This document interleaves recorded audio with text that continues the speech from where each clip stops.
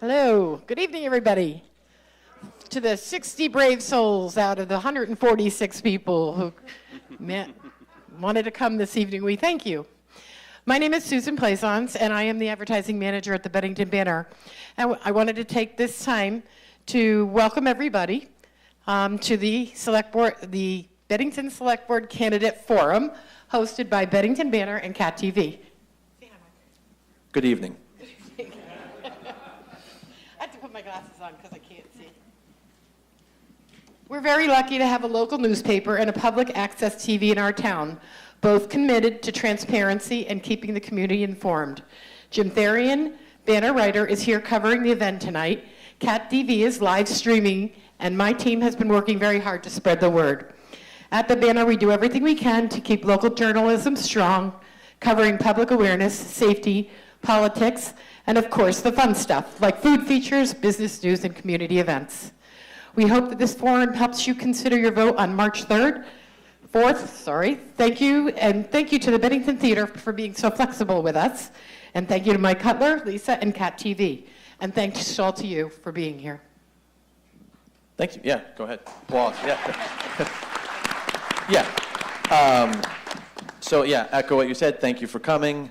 We're really excited. So please stick around afterwards and socialize, have a drink with the candidates. We chose to try a new spot for this year to highlight a downtown business, a different venue, a different setting. Let's move out of the firehouse for a moment. Let's meet somewhere else. So I just want to say thank you to the candidates for your willingness to serve in our community. And with that, I'm going to pass it to our moderator, Jim Thatch. So thank you very much for coming. Thank you, Mike. I'm going to start out being a little redundant. Good evening, happy President's Day, and welcome to the 2025 Bennington Select Board Candidate Forum, presented by Cat TV and the Bennington Banner. My name is Jim Thatch. I am the president of the Board of Directors here at the theater. So I'm very happy that this forum is here. I'm going to give a quick plug to the theater. If you have not seen our webpage lately, we have a lot of great shows coming up. 5 comedians in the next month and a half. Great venue here for comedians. So check our webpage out for any of our programs coming up. I want to welcome our candidates, our live audience, and everyone watching on Cat TV to the Bennington Theater. The purpose of tonight's forum is to give each candidate the opportunity to introduce themselves and their policies to the voters of Bennington so that they in turn can make informed decisions at the polls on March 4th. We hope that tonight's forum will motivate you to exercise your right as a citizen of Bennington and vote in this election. If you cannot make it to the polls on March 4th, early voter absentee ballots are now available at the town offices on South Street. You can stop by in person, call, or email the town offices to obtain your early voting ballot. We will begin tonight with a 1-minute introduction from each candidate. I will then ask the candidates questions that were submitted online prior to tonight's forum. Each candidate will be allowed a maximum of 2 minutes to answer the question. If time permits, we will then take questions from the members of our audience. Following that, each candidate will be given 2 minutes to give a closing statement. A reminder to you all that this is not a debate. Interruptions and personal attacks are not permitted. We also ask the candidates to be mindful of their time so that we can get to as many questions as possible. I would like to just make a quick introduction myself to the candidates, starting at my far left. That's Jack Hurley on my far left, your right. Sitting next to him is Jack Rossiter-Munley. Then Martha Mackey. To my immediate left is Beau Alexander. Then to my right is Jackie Matz, Tom Haley, Jim Sullivan, and at the far end, Kelly Carroll. So why don't we start with Jack Hurley. Jack, you have 1 minute to give an introduction. Hi, since there's quite a few Jacks already running for candidate, I'm going to go by Ripper for this moment. The reason I decided to run is that I've lived here for 30 years, and I've noticed over the last 10 to 15 years that Bennington seems to be heading on a downward spiral, and I think we need to have better transparency we need to be tougher on crime and get this gang activity out of our town. I remember when it was possible for kids to walk down the street. Now you can't even walk down the street without running into needles, gang activity, or robberies. I think we need to have better transparency, and I think we just need to have people who actually have lived here and can build trust with the community that they've been a part of for generations. Thank you. Thank you, Jack. Next is Jack Rossiter-Munley. Hi there, I'm Jack Rossiter-Munley, and I am running for Select Board because I'm involved in a lot of different ways in the community already, and in all of those different settings, I am constantly impressed by the way that people here in Bennington step up. And I really want to make sure that we can harness that positive participatory energy in our local politics and in our local government. And I would love to play a role in doing that as a member of the Select Board. Incidentally, since you mentioned walking around town, on my way over here, I chose to walk this evening because of the weather, and I was offered rides by not one but two people who I happen to know who just pulled over and said, "Hey, where are you going? Do you need a ride?" And I said, "I'm good. I'm not going that far." But that is the kind of spirit that I find everywhere I go in this town, and I want to see that at Select Board meetings and in our local government, because when there are more voices involved, we're all better off. Thank you, Jack. Next up, we have Martha Mackey. I'm Martha Mackey, and I'm running for a seat on the, wow, I'm nervous, guys. I'm running for a seat on the Bennington Select Board, and I can tell you a number of reasons why I'm running, but first and foremost, it's because this is my home, and I want to see it flourish and reach its fullest potential. I believe that I have what it takes to make this a reality. And I have a whole list of skills and experiences and accomplishments that I can share with you, from local perspectives to international experience. But the thing that really makes me qualified is that I know and I love this community. I look out on this room and I see so many familiar faces, and a number of which I would also like to get to know soon. And I promise that together we can build a vision and a future for Bennington that can be an example to the entire state. Thank you. Thank you, Martha. Next, we have Beau Alexander. Hello, good evening, everyone. My name is Beau Alexander. I'm running for Bennington Select Board. First and foremost, thank you, everyone, for making it out here tonight. It was pretty slick for me coming in as well. I'm running for Select Board. I've worked collaboratively with the community, whether it be law enforcement, probation and parole. I currently work for the school system now, and I see a lot of the trouble that we have in this community, and I think that all of us bring a particular set of skills that all of us would bring a value to the Select Board. So with that being said, I appreciate all of you guys being here. Time is one thing that we can never get back, so thank you very much. Thank you, Beau. Next, we have Jackie Matz. Good evening, everyone. My name is Jackie Matz. I'm running for Select Board this year for many reasons. First and foremost, I love this community. I moved here nearly 20 years ago and chose to make this town my home.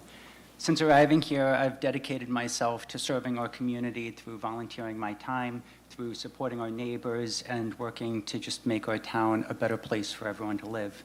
I spent many years as an IT consultant, had a successful career there that yielded me many valuable insights, working with legal, medical, municipal organizations, educational, nonprofits. I'm now the Director of Technology and part of the leadership team at my company that helped us scale past $10 million in annual revenue. And through that, I've learned how to drive real sustainable growth for large organizations.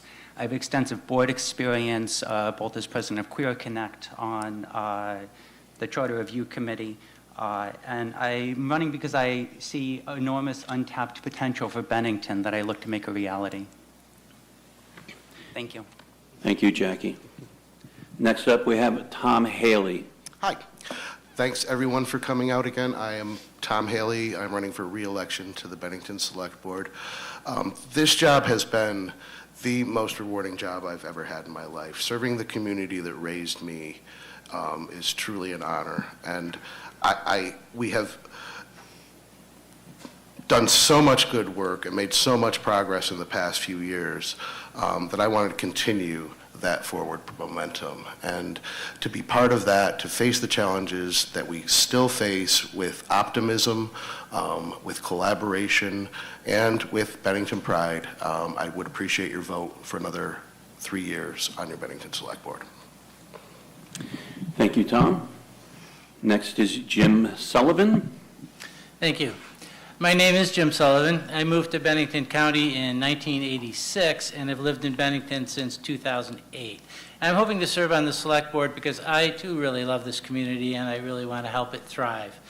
I believe that the words in the town's vision statement, welcoming, inclusive, engaged, and resilient, are genuinely important and that we need to work together to bring them to bear in a way that enhances the quality of life for all residents. Personally, I have over 35 years of professional experience providing technical support to municipal governments, including Bennington's. I've also served in leadership positions on numerous boards dealing with issues such as housing development, child care, schools, community centers, libraries, and outdoor recreation. Through these experiences, I've developed an appreciation for advancing shared goals through respectful discussion, compromise, and collaborative decision-making. And thank you again, everybody, for coming and for tuning into the forum. I look forward to the discussion. Thank you, Jim. And finally, we have Kelly Carroll. Hi, thank you everyone, to Cat TV, the Banner, and everyone who's come out and who's watching. I love Bennington. I moved here in kindergarten. I went to the old junior high. I've graduated from Mount Anthony. I raised my family here. I plan to retire here. With a little luck, I'm going to raise some grandchildren here. My degree's in nutrition. I work in healthcare. I've been with my employer for over 20 years. I work with multi-million-dollar contracts on a daily basis. I've had several associates who've reported to me. I have been part of the leadership team with my company, and I currently am in a corporate training position. I learned firsthand about community violence when I lost my daughter 4 years ago. This life-altering event has caused me to take a step back, look at Bennington, where the gaps are, especially relating to mental health and public safety, getting involved, and most importantly, giving back. I volunteer a lot for the community, and for those of you that don't know me, I hope to earn your vote over the next hour or so, and thank you again. Thank you, Kelly. In addition to the 8 candidates that are here with us this evening, there are 2 other candidates running for the Select Board that were unable to attend tonight. They are Mike Bethel and Maria Corrales. Okay, now we will move on to the questions. I've drafted random orders, so everyone hopefully will have a chance to go first, last, somewhere in the middle. These questions were submitted online. We will get to hopefully as many as we can, so we have time to ask the live audience some questions as well. So the first question, Kelly, you will be up first. You have 2 minutes. You have timekeepers here in the middle. Susan will be holding up cards to warn you about your time. You have 2 minutes maximum. You do not have to take the full 2 minutes if you do not want to. Your first question, I will repeat them sporadically so everyone remembers as we're going down the line. The first question, social media has created an environment for the spread of possible misinformation to the community. What do you think are the best methods to distribute accurate information to Bennington residents? Well, I think there's a couple of different avenues, and the first one is through accurate information coming out from the Select Board. I think that every Select Board meeting should have some type of a community educational component in there to address misinformation. I have a particular concern about the bullying, online harassment. I think that's dividing our community, and I think that working together and just continuing to encourage communication, getting out, listening sessions, just talking one-on-one and building relationships is one of the ways to discourage that. And not responding. You know, if I have something to say on social media, I put my name out there on it. If you're going to do that, I just think it should be, you should own it and we should just be all a little bit more civil. Thank you, Kelly. Next, we'll go to Jack Hurley. Jack, same question. What do you think are the best methods to distribute accurate information to Bennington residents? I think the best way to distribute accurate information to the public would potentially doing something like what we do with our police department with a body cam, so that way people can see the footage for themselves without having to have a third party like the Banner or Cat TV. They can just see it for themselves, make up their own opinions, make up their own mind. And I think that would be a good way to get full transparency to the public. I also think that disagreements and name-calling is just part of our First Amendment freedom of speech. I know we don't like being called names, but at the end of the day, I think, as the saying goes, sticks and stones may break my bones, but words will never hurt me. I think if we do not live by that, we will fall more into emotional policies that will use name-calling as a way to censor speech, even if it is not exactly name-calling. So I do think we need to be cautious with how we create policies to determine how people can and cannot talk to the board, either directly or indirectly. Thank you. Thank you, Jack. Okay, Martha Mackey, you're up next.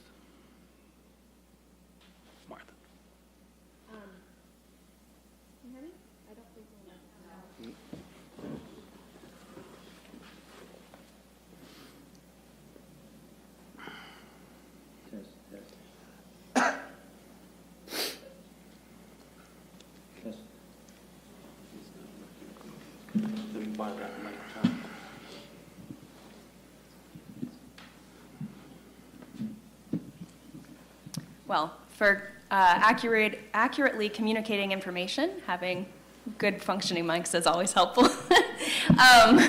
So I think that we need a very clear, user-friendly website. I know we have a lot of information on our website already, but you can always make your online presence clearer and have more information on it, make it very user-friendly and easy to navigate.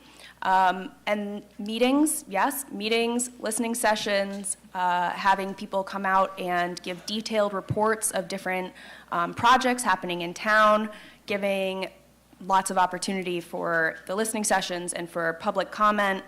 And yeah, really building relationships. I think as public officials, it's really, really important that we are out and interacting with the public and giving the public opportunities to build relationships with each other as well. When you know people, when you trust people, there's a lot less likelihood of misinformation spreading because you don't feel the need to undermine the existing narrative because you trust the people who are giving the information. Thank you.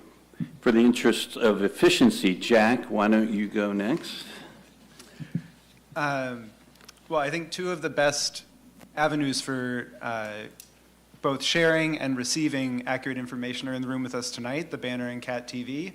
They do an incredible service. Cat TV showing the meetings, not just the select board meetings, but school board meetings, and other information sessions, listening sessions, and then the Banner for covering them. I come to this kind of question a little bit from my own professional background. I have my master's degree in journalism, and so even though that's not the work I'm currently doing, that really is where I come from.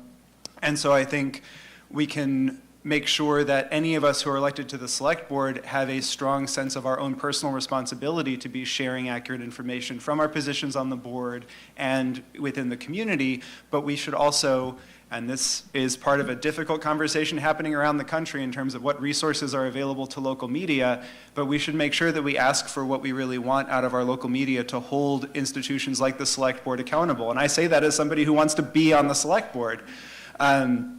I think the other part of that is when you study journalism, a lot of what you're studying is how to really listen to other people. And so there's also a responsibility that we all have to listen carefully to the information that's being shared, ask really informed questions, both as members of the select board and as members of the community, and then really listen to the answers we receive. And you don't have to take them at face value, but hear what is being said, think of your follow-up question, and really investigate in good faith. I think this really only works when we're all working in good faith. And here in a town like Bennington, we have a great opportunity to operate in that way because we are fundamentally, at the end of the day, friends and neighbors. Thank you, Jack. We pass the microphone down to Beau. Just a reminder, the question was, what do you think are the best methods to distribute accurate information to Bennington residents? Beau? So I think it all comes down to education. Working in the, sorry, you're fine. Working for the school system, I do an anti-bullying campaign with students at the school. When we're doing that, we're educating the students about what they should be doing, what they can be doing, and what they shouldn't.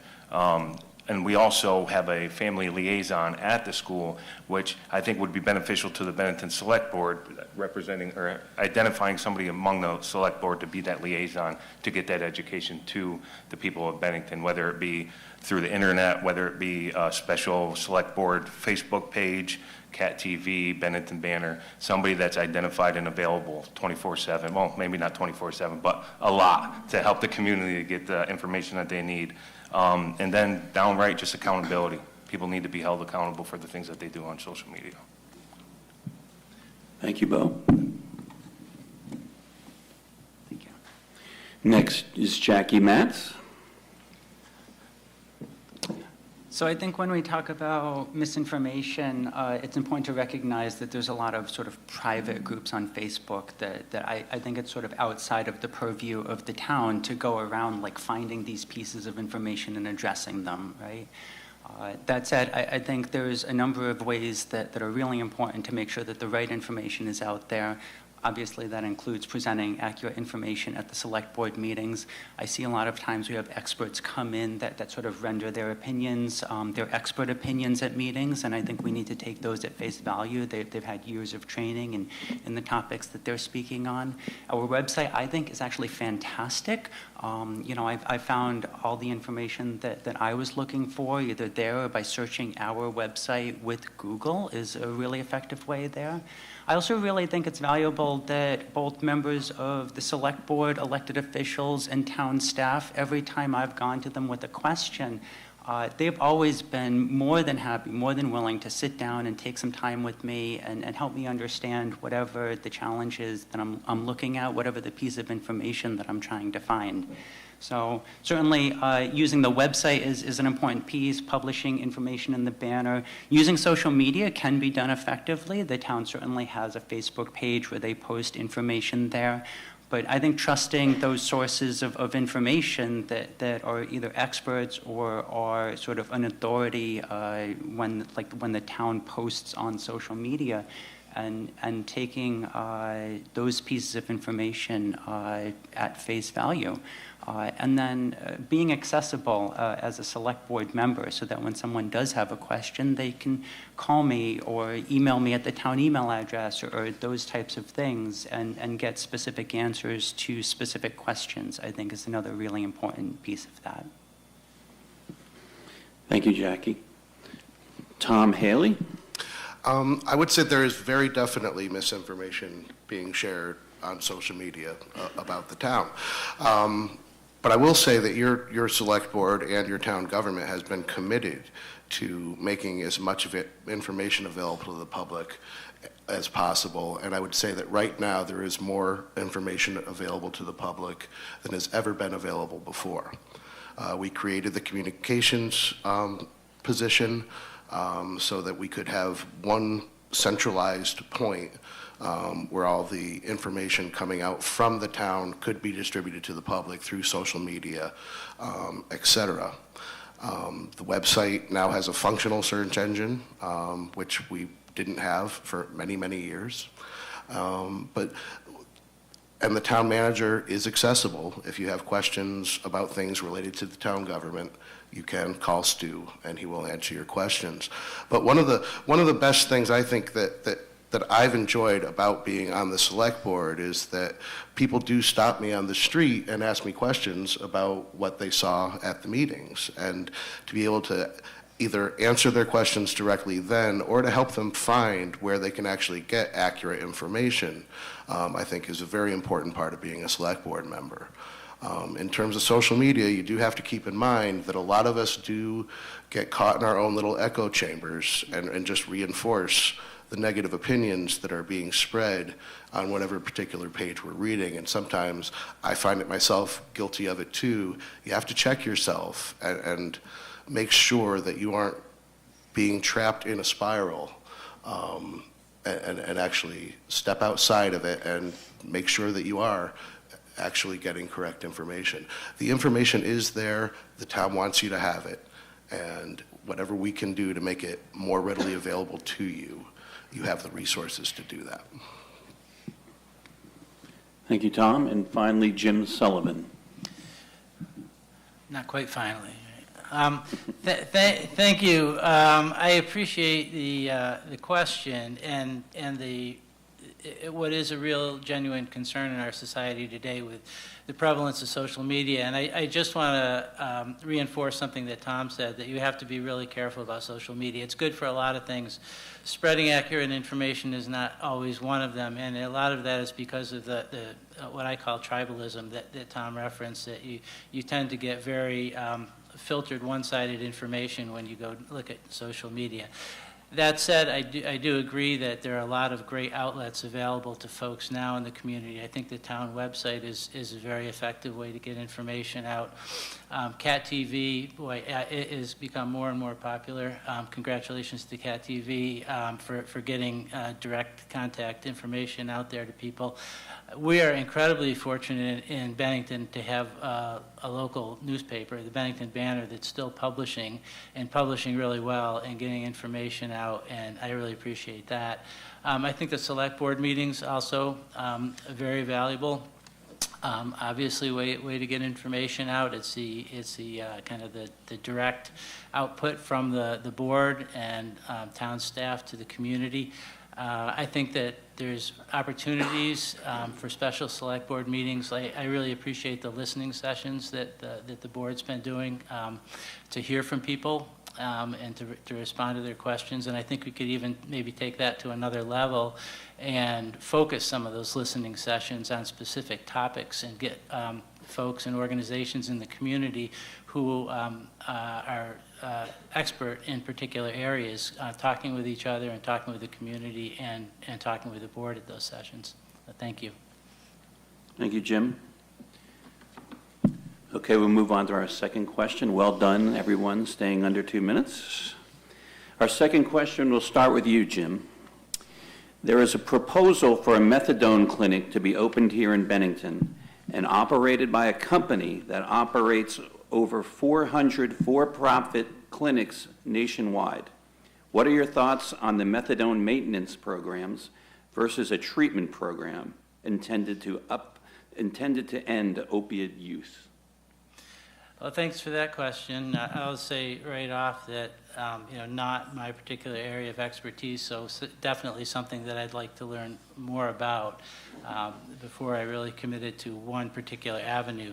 But I would recognize that methadone clinics, methadone treatment is something that has been pointed to repeatedly, and I understand why it's difficult to get a clinic or to get a facility. But it's a problem. It's an issue that's not going to go away, and it's something that the town needs to take seriously because of the addiction problems that we've had in the community. And I would say that it's not certainly unique to Bennington. It's a concern in similar communities throughout the state and the country. So I am interested to learn more about the different treatment avenues that are available with these methadone clinics or treatment facilities, and definitely will keep an open mind to bringing something into the community that will be really effective in treating addiction issues. Thank you. Thank you. Next, Tom Haley, same question. Thanks, Jim. We've been working to get a hub into Bennington for literally years. And I know there is some talk, particularly in the recovery community and beyond, where maintenance versus treatment. And I think different methods are going to work better for different people. I know a lot of people that have been in a maintenance program for quite some time and are living great lives. I know people that have tried a maintenance program and have fallen back into the cycle of addiction. I know people that have tried treatment and have fallen back into the cycle of addiction, just as I know people that have gone into treatment and have managed to stay off drugs for a very long period of time. The point is, the more resources that we can make available to people to help them get off of the substances they're addicted to, the better up, the greater chance we have of succeeding and helping those people. We have a crisis in Bennington, we have a crisis in Vermont, we have a crisis in the United States around substance misuse. This is not just a Bennington problem, and a lot of times people seem to forget that a little bit. But I think by providing people with options, they can finally find the option that will work for them eventually. I think you only find what works once you find what works. To put it one way. So it's not a cookie cutter type of operation where every one thing is going to be good for every single individual. Thank you, Tom. Jackie Matz is next. Thank you.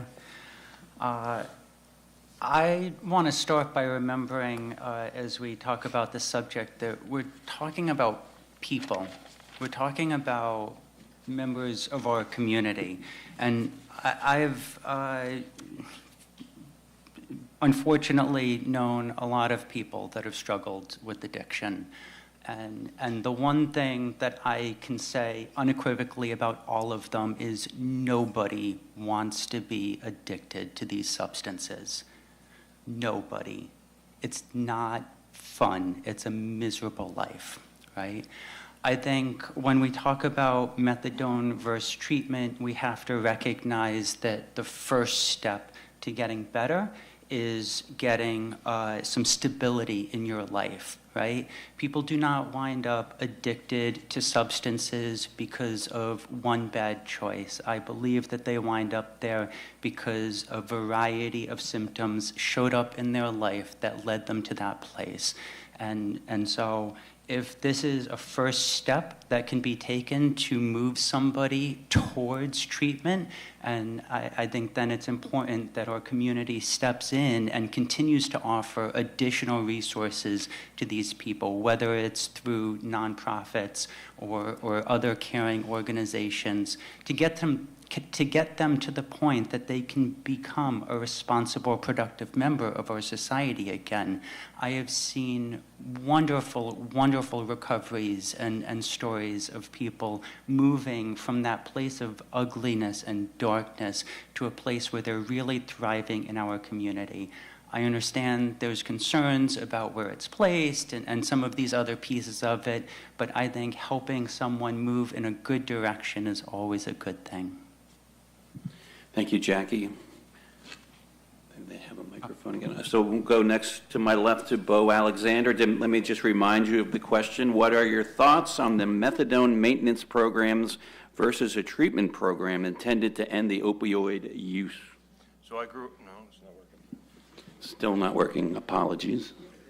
Is it? Oh, it is. Oh, it is working. Okay. Thank you. So I grew up in just over the border in North Adams, Massachusetts. Went to college in Troy, New York. The reason why I moved to Bennington is living in Troy, I kind of felt like I was just a number. I really wanted to be more part of the community as a person, not just a number. These clinics, I've seen them work. When I worked my short time in Burlington, I've seen them work. I've seen some failures with having a clinic. I think there definitely needs to be a lot of oversight. Where that oversight comes from the select board and Stu Hurd. It can't just be, yes, sign off, here you go, just run with it. There needs to be a lot of oversight, and that's going to work. That's going to mean a lot of collaboration with local law enforcement, state law enforcement, the select board, Stu Hurd, and the community members, all of you. Thank you, Beau. We'll go to Martha next. Addiction is absolutely devastating. I have seen it in friends and family and all throughout our community, and it is one of the biggest challenges facing us here in Bennington, Vermont, and across the country. And I do believe we need to get to the root cause of addiction. And that looks like housing first and treating mental illness, the underlying causes that result in people falling into addiction. I do also think that we need every possible opportunity to help people to get out of the terrible, terrible trap that is addiction.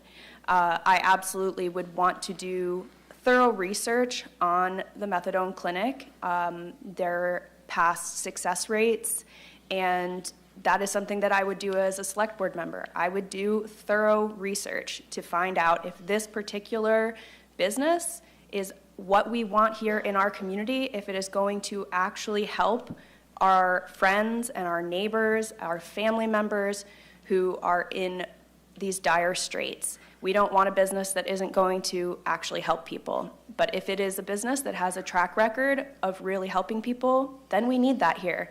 We need it here so people don't have to travel out of state to different towns. They may not have transportation. This is a huge challenge for people. So given thorough research, I would absolutely support having a clinic here in town. Thank you, Martha. Jack, you are next.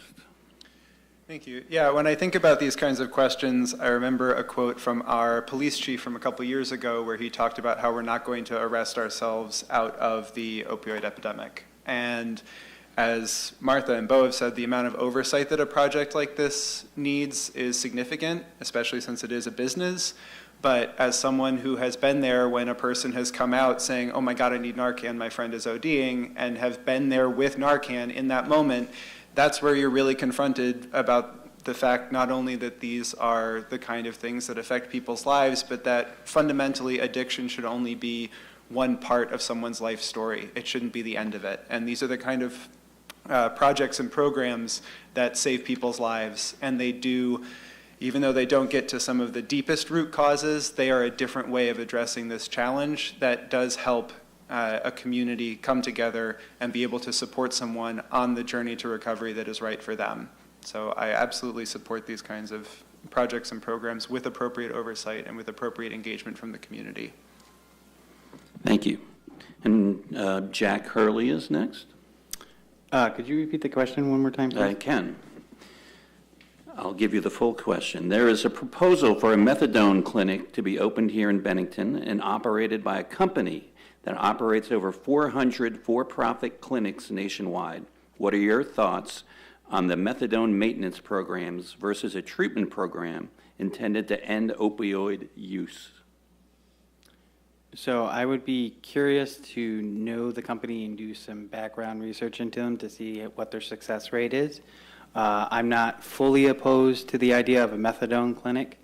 I think it might be a worthwhile idea to put it near the hospital so that way if a patient does OD while on the treatment, they're not far from recovery, and that way people can get treatment much quicker and not run the risk of ODing or running into any other health problems.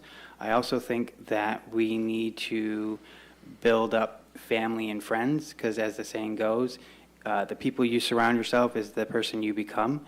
So I think if we can teach children and adults to ask themselves, who are the friends you're keeping around, and are they bringing you up? Are they uplifting you? As the saying goes, all seas raise all boats.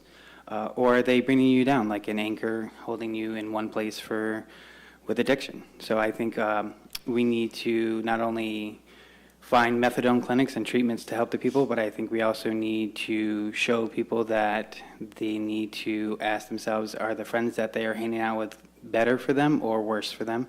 And I think we need to move forward with better solutions than just either arresting someone or just giving them free meth.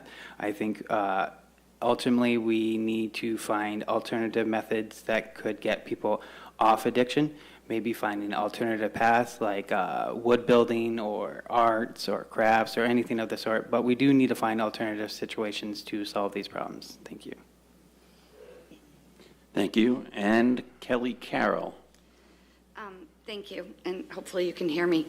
Substance use disorder is not something that we're going to be able to arrest our way out of. We're not going to be able to regulate our way out of. It is a multifaceted issue for people going through it, and you do have to look at all aspects of it, and a lot of it goes back to mental health. And where mental health and criminal justice intersect has been a long-standing problems in several communities. Methadone is one of those tools in the toolbox that helps a person get out of all of this, the negative cycle of addiction, and be a little bit more productive. Sometimes it's a maintenance, sometimes it's a treatment. Somebody put it to me one way, if you think about somebody who has high blood pressure, they're on high blood pressure medicine perhaps for the rest of their lives. And it could be like that with methadone. The company is, they do have 400 locations. They are for profit, but they're specialists in what they do. And I'm going to tell you, for at least the last year maybe, I have been following up on a monthly basis with the Department of Health, Dr. Levine and Kelly Doherty, who is the Assistant Director of Health, on updates on the methadone hub, because we need it. It's a treatment. People want to get better. That is a tool that they have to have, and to have Benningtonians have to go an hour out of their way every single day does not help them on a productive path to recovery. I support the methadone hub. I would, however, not support open injection sites if that topic comes to Bennington. So, thank you. Thank you. Okay, we will move on to the next question. We will start with Jack Rossiter-Munley. Your next question: what specific policies or initiatives would you advocate for to ensure that all residents, in particular LGBTQ, BIPOC, and immigrant families, feel safe, supported, and included in our community? Well, I think we have a chance to take action on that on March 4th. There is going to be a revision to the town charter that's on the ballot for every resident of Bennington that would allow for all resident voting. I have talked to many members of our community who are not yet citizens, but who are deeply engaged with our community, who feel that they are separate from it. However welcoming individuals have been to them, they feel separate because they are not able to vote. And because of my work, I'm the director of the Bennington Multicultural Community Center, which is also a branch office of the Refugee Resettlement Agency, ECDC. I've been lucky enough to work alongside and get to know many members of Bennington's Afghan community. And these are folks who worked for, in some cases, decades, supporting the United States mission in Afghanistan. People who supported every democratic election that took place in that country from the time the United States arrived to the time it left. People who had to have conversations in their families about which parent would vote first, so that if one of them was killed, there would still be someone home with their families. I know that there are probably people out there who are hearing this, who think that voting is something that is reserved for US citizens. I did nothing to earn my right to vote other than be born in this country and turn 18. In my entire life, I will probably never do anything to deserve the right to vote that is as significant as the people I've been lucky enough to get to know who supported us in Afghanistan. And that's why I think that is one of the top ways that we could have particularly immigrant families and refugee families feel represented in our local politics. Thank you, Jack. Martha, you're up next. I likewise think that we should absolutely come out on March 4th and support resident voting. These people are incredible members of our community. They are brilliant people who have incredible experience and so much to offer to our community. And people who are living in our community, paying taxes, they absolutely should have the opportunity to have their voices heard in our community. So I heartily encourage you to come out and vote in support of that on March 4th. I also think that one of the biggest things that we need to do to make sure that our community feels safe and inclusive is just to create every possible opportunity for community interaction and engagement, both in our politics and just in our daily lives. We need spaces and places for people to gather, to talk to each other, to get to know each other. And when people are not strangers, when they are your friends and your neighbors, you're not afraid of them. You learn that they are not very different from you. They have people they love, people they care about, and they're just trying to get by. So let's take every opportunity we can to make this a welcoming community for everyone. Thank you. Next is Beau Alexander. I fully support the prior two statements. I was watching a select board meeting, and I'm sorry, I don't recall the woman's name, but she had addressed the select board and some issues that she was having. I choked up. I started to cry. It was terrible to hear her thoughts, her feelings about the Afghan people who are here that fought alongside our soldiers deserve to be here, period. No questions. They shouldn't have to be in fear. They shouldn't have to worry about ICE, law enforcement coming down, dragging them out, kicking them out, and putting them anywhere. I fully support them. I fully support their ability to vote, because if they are here, they are part of the community, and if they fought alongside you to save you, you would fight alongside them. So we should fight alongside them right now. Thank you, Beau. Jack Hurley is next. I think Bennington is already a welcoming community. I do not think letting non-Americans and minors the ability to vote is good for the community, in the sense that, as Jack brought up once before, that they are coming from Afghanistan. But if any one of us was to move to Afghanistan and not become a citizen, we would not have the right to vote, to participate in those countries the same way they are being asked to participate in this country. And I think it is just a slippery slope to worse and worse problems, and it only creates more negative incentives. I think we are already welcoming. I think we are already open to anybody's sexual orientation, anybody's race. We don't really care if you're black, white, Mexican. All we really care about is, are you willing to help a brother in need or help someone when they need it the most? I think we are already welcoming. We already have a vibrant culture, and I think we do not need these policies that are only going to add more problems down the road when corporations and other entities take advantage of this. One of my opponents here mentioned about ICE, but ICE is only going at the moment after illegal immigrants. It's not going for legal immigrants who have a work visa or an HB1 visa. They're only coming after the illegals, the people who have broken into your country. It would be like asking someone who had broken into your house to be able to have a say in how your house operates. I do not agree with those things, and I will be voting no on them, because I think if you are going to participate in America in the voting process, you must become a citizen. I think that is the basic fundamental to what it means to be American, is to participate by being a citizen. Thank you. Thank you, Jack. Kelly Carroll is next, but let me repeat the question one more time. What specific policies or initiatives will you advocate for to ensure that all residents, in particular LGBTQ, BIPOC, and immigrant families, feel safe, supported, and included in our community? Kelly? Well, for the last couple of years, I've been the chair of Bennington's Community Police Advisory Review Board, and the board goes out and does listening sessions around the community. And this is something that I would encourage them to continue with, and I would also encourage the select board to continue with. You may know that the select board does listening sessions. They do them about, I think it's like every other month. They have one Wednesday, and they're warned. They're in front of, Cat TV covers it. Thank you very much. When CPARB does them, they go out in smaller groups, 2 or 3, never with a quorum, informal, just to try to get communication going. And we reach out to a lot of groups. Some are open to it, some are not, but we still continue to reach out. And I would encourage them to do that, because I think the more that you can sit down and you can talk, you can build that relationship, and you can start to break down some of those walls, because net at the end of the day, we all have red blood, right? We're all a lot more alike than we are different.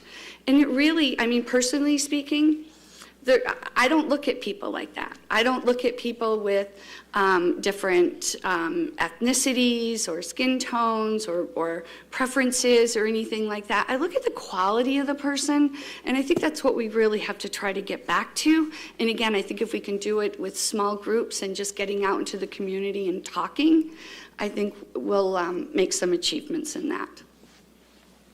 Thank you, Kelly. Jim Sullivan will be next.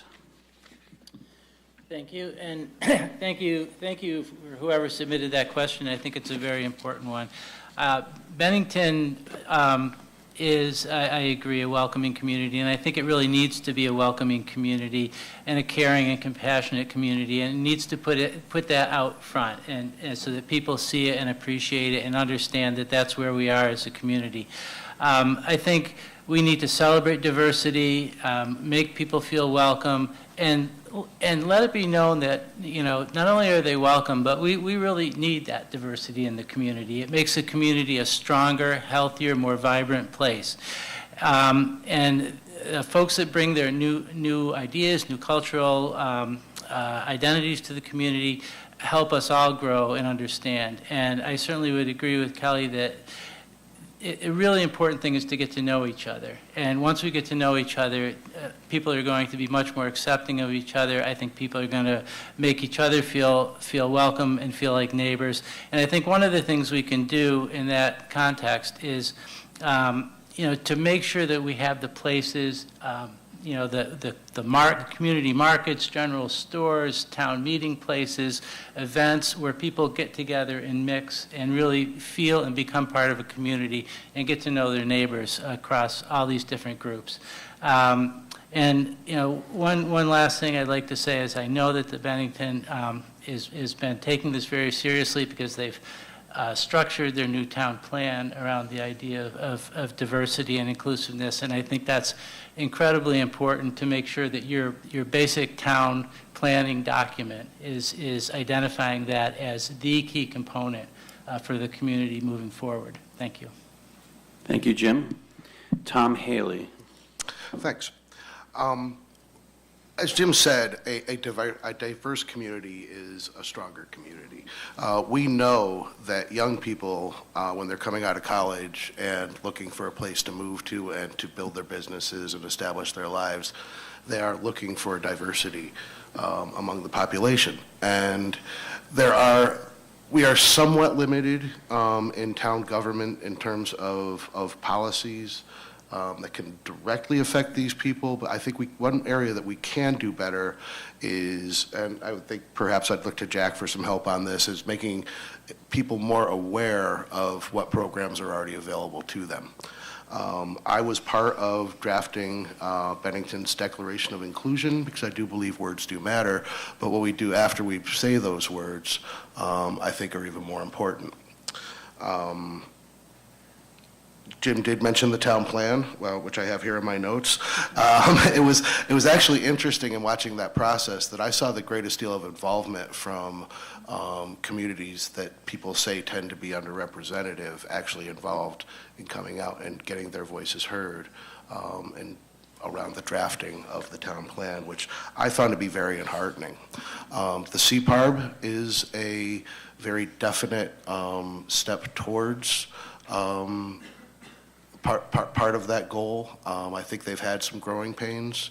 I think they are increasingly doing a little bit better in their work, but I do still think there is a little bit of a long way to go there. But it's something we've never done before, so it's natural, I think, that it's going to be kind of a learn as you go type of situation because no other town is doing it the way Bennington is doing it. But I do think that we have made significant progress in the past number of years, and I'm happy to hear any more suggestions that people have on how we can do better. Thank you, Tom. And Jackie Metz. Thank you. I'm really grateful to hear so much support from other folks at the table for the charter review provisions around allowing residents to vote in local elections. That's something that that we worked hard on as part of the Charter Review Committee. As the chair of that committee, I worked really hard to make sure that all of the people that were on that committee were able to have their voice heard at that table. And I think that really translated to that committee's perspective on other residents in our town. Those charter provisions would not be policies, they would be laws. But I think that's a continuation of work that I've done in this community for a long time. I think back to the Pride celebration, I think it was in 2020, where there was some pushback against having the police involved in that. And we chose as an organization to pull the police in, right? That's part of the work that I'm really proud of that I've done in a lot of areas, is just bringing people in and pulling people together. A specific policy that I can think of actually is around how the town makes appointments to different boards and commissions and stuff. I certainly, the town has a vision statement and that's really effective.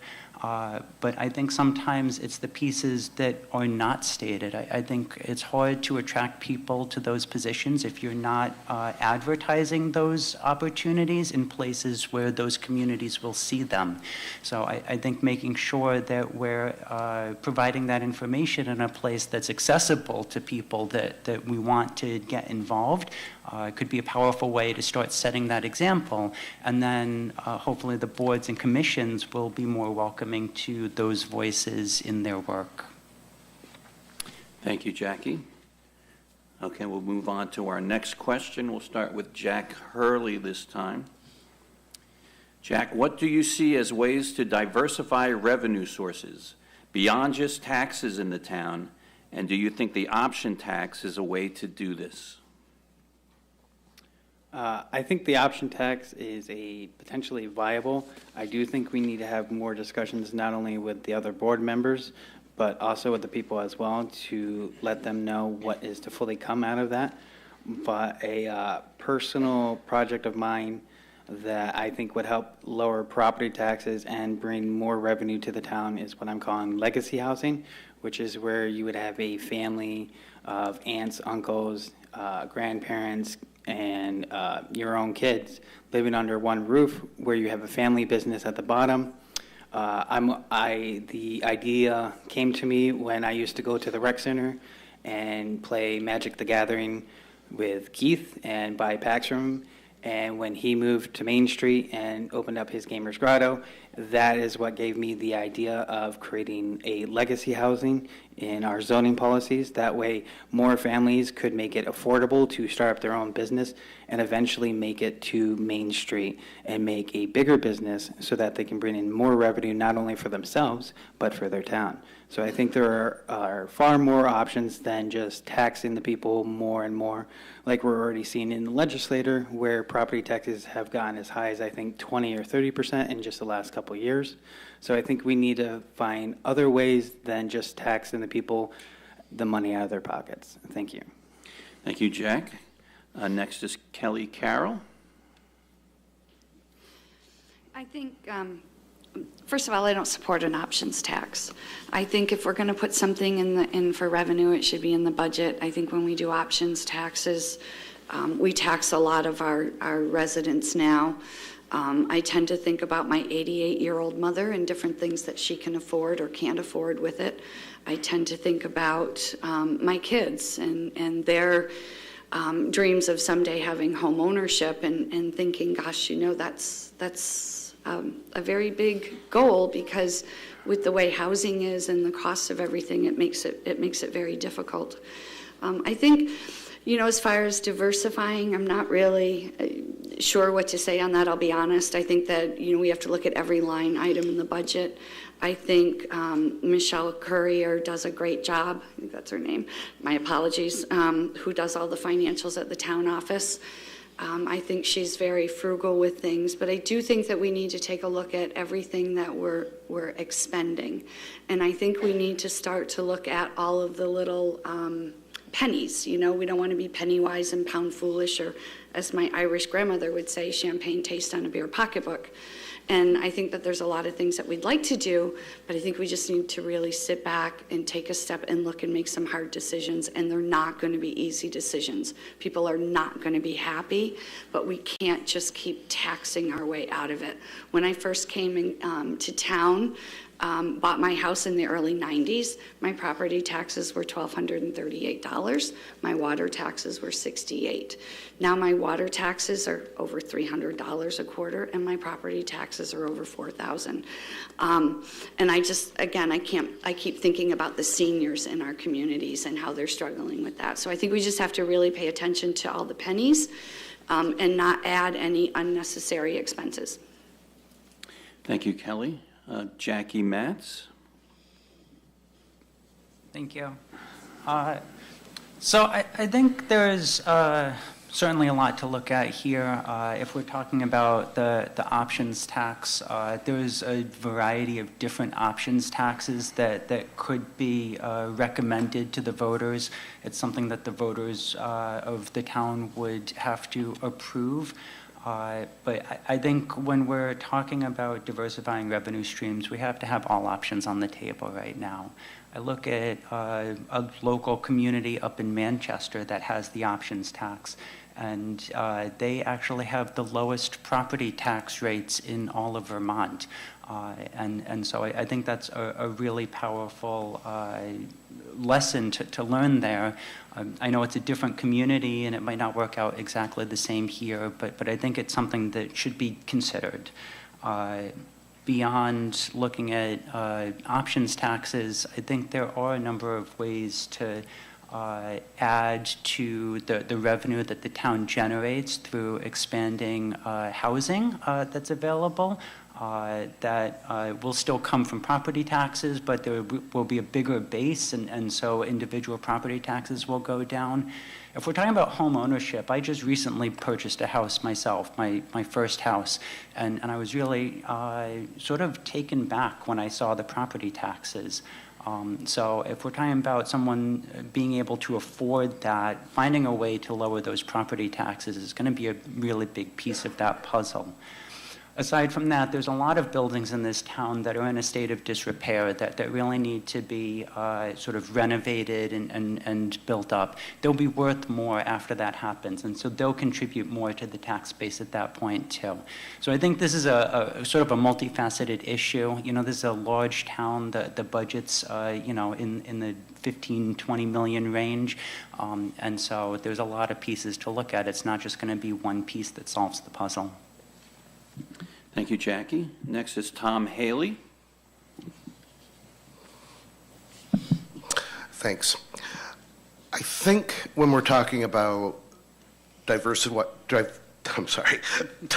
ways to raise revenue, I think that the real question there is how are we going to lower property taxes? And I think that the option tax could be a tool in the toolbox. We've seen a lot of towns around the state of Vermont that are utilizing the option tax to raise revenue in, I think, a much more even-handed manner than just completely relying on homeowners. Now, I personally think if we looked at an option tax, I would like to see that tax tied to a specific project for a specific period of time, and then perhaps we could revisit them as a community. And then we'd have a shorter period of time to see actually how that burden is being spread out. But I think the most effective way to bring property taxes down is to expand the grand list. And as Jackie said, to recover some of that unused, underutilized property is one way to do that. I think our first foray into a public-private partnership here in Bennington, that being the Benhigh project, is another great example where we can leverage a very small amount of monies into a much bigger project that eventually is going to add significant monies to the grand list and lower property taxes for everybody in Bennington. So I think growing the grand list in the long run is the best way that we are going to reduce property taxes. I will say that in terms of the budget, our town staff works very hard to give us as lean a budget as humanly possible. And I think they should be applauded for that. I think they do great work. And I think they really do have in mind when they're designing their budgets the fact that those monies are going to have to come out of the pockets of their friends and neighbors. And I think they keep that at the forefront of their minds throughout the discussions in terms of the entire budgeting process. Thank you, Tom. Jim Sullivan is next, but let me repeat the question one more time. What do you see as ways to diversify revenue sources beyond just taxes in the town, and do you think the option tax is a way to do this? Jim? Thank you. I would agree that one way of looking at revenues and thinking about revenues is the concept of affordability, because that's really what we're getting at, is how taxed people feel they are, and where those revenues are coming from, and how people are able to afford all the things that they need to do in Bennington. And I would agree with folks that have said before, one of the best ways to do it, to diversify revenue sources, is to really expand the revenue sources, is to grow our property tax base. And we can do that through smart growth, strategic investments by the town to provide the kind of amenities, whether it be rehabilitated buildings or a vibrant downtown or great recreational resources that attract people, that attract businesses, that attract growth to the community. The Vermont Futures Project just released a study that, not surprisingly, said that's really the key to growth and affordability in our communities, is to make sure that we recognize the need to grow. And Bennington, like most communities in Vermont outside of Chittenden County, have struggled with being able to do that in recent years. But through smart investments by the community, we can do that. Really quick note on local option taxes. I think properly structured, that's a way to actually reduce people's tax burden in the community, because you're basically gaining revenues from folks who are not all the people who are paying into that are from the community, but they're using our services. And so it's properly structured, so a portion of those revenues from local option taxes could go to property tax relief. Your property taxes go down more than your sales taxes go up. Overall, it's a net benefit for folks in the community, but has to be structured properly. And some of that money also can be used for some of those investments that could help grow the tax base. Thank you, Jim. Next, we'll hear from Beau Alexander. So as far as the option tax, whether I support it or not, I'm not 100% sure. That would take a lot of review on my part. But what I do know is, as Kelly stated, that property taxes are going up, water taxes are going up. I hear it constantly from my friends and family that live in Bennington. As we build Bennington better, we're taxpayers are fronting that bill. But what we're doing at the same time is taxing our seniors out of Bennington. And that's sad, because they're here, they care about the community, they should deserve, and they do deserve, and they earn the right to live here and not pay so much in property taxes. Thank you, Beau. Next, we'll go to Martha. Based on my understanding, the option tax seems like a very interesting and possibly effective way to bring in more revenue. It is something that I would want to approach with great care, research, transparency, education for the public, and opportunity for public engagement and input. I think this is something that we'd want to really work together as a community, both because to get that input and also to garner that trust from the public, that if that were something to be put in place, that they would feel that they had a say in it. And of course, as Jackie mentioned, they would get to vote on it, but not everybody votes for the same thing. So, and I do really think, based on watching the budget sessions, our budgets are very lean. There's just really not a lot of room to cut more. So bringing in more revenue is essential, and I think there are so many opportunities for this.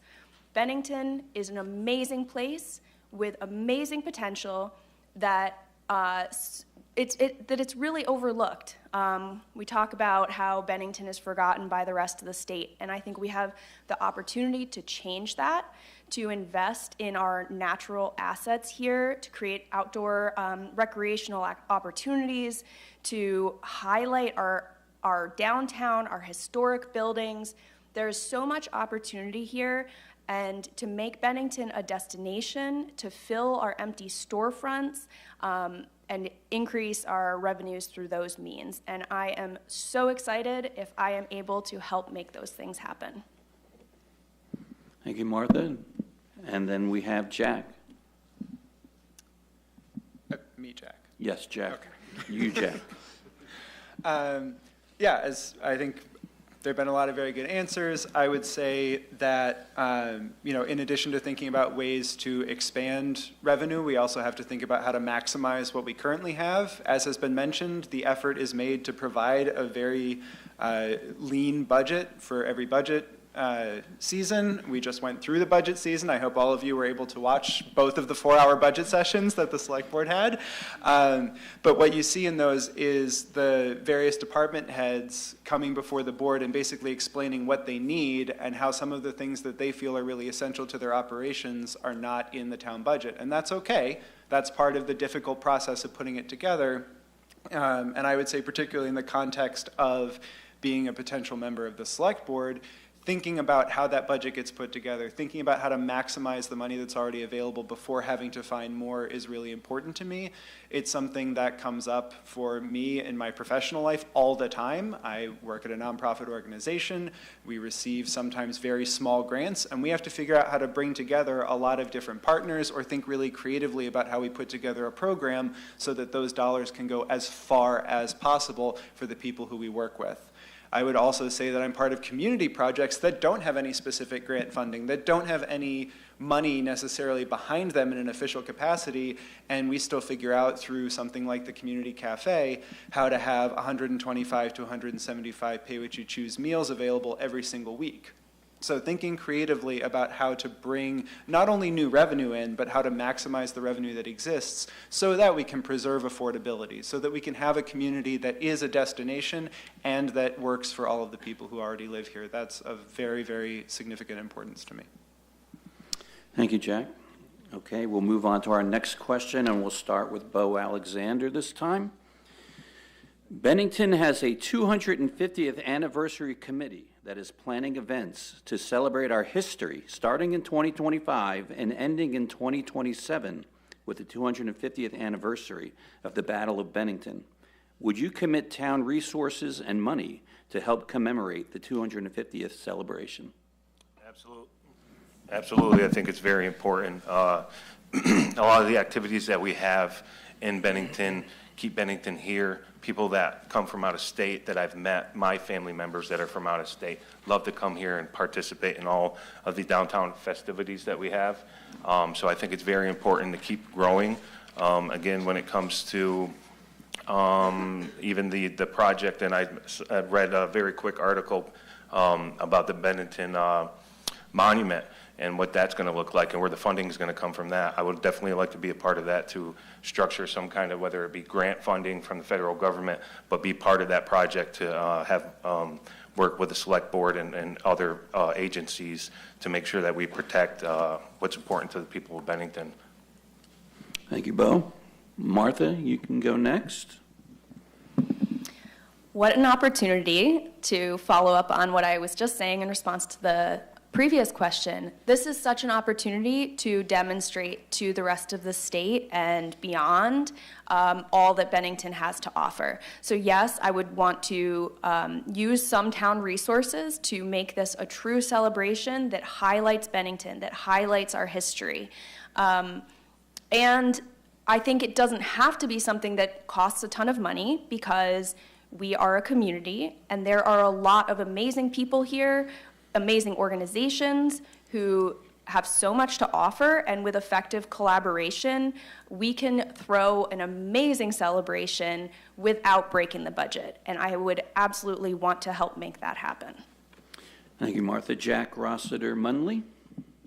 Yeah, happy to join Beau and Martha in agreeing that it would be a really smart use of some town resources to support celebrating the 250th. We have basically a 3-year opportunity to invite not only the rest of Vermont, but the surrounding states and indeed the country to our town to experience it. and to see what is best about Bennington. It's a chance to put our best foot forward for 3 straight years, to invite people to come here, to visit our local businesses, to see the beautiful scenery, to think about moving here potentially, who's to say. I think it's a really good chance for us, and putting town resources towards that is a smart decision. Thank you. Jack Hurley? I think it would depend on what kind of budget we have set aside for it. I do agree that we should use some town resources, because I can remember when I was a child during the Bennington Battle Parade, where they would take apart a Jeep all the way down to the frame and put it back together in less than, I want to say, like 10, 15 minutes. And that was always an interesting thing as a child to watch, see, and learn about. So I wonder if we can do something like that, but a bit expensive, maybe get like, just for sake of jokes, an A-10 to fly by to get a nice roar. Maybe a A1 Abrams to get a nice thrill of the rumble of the road.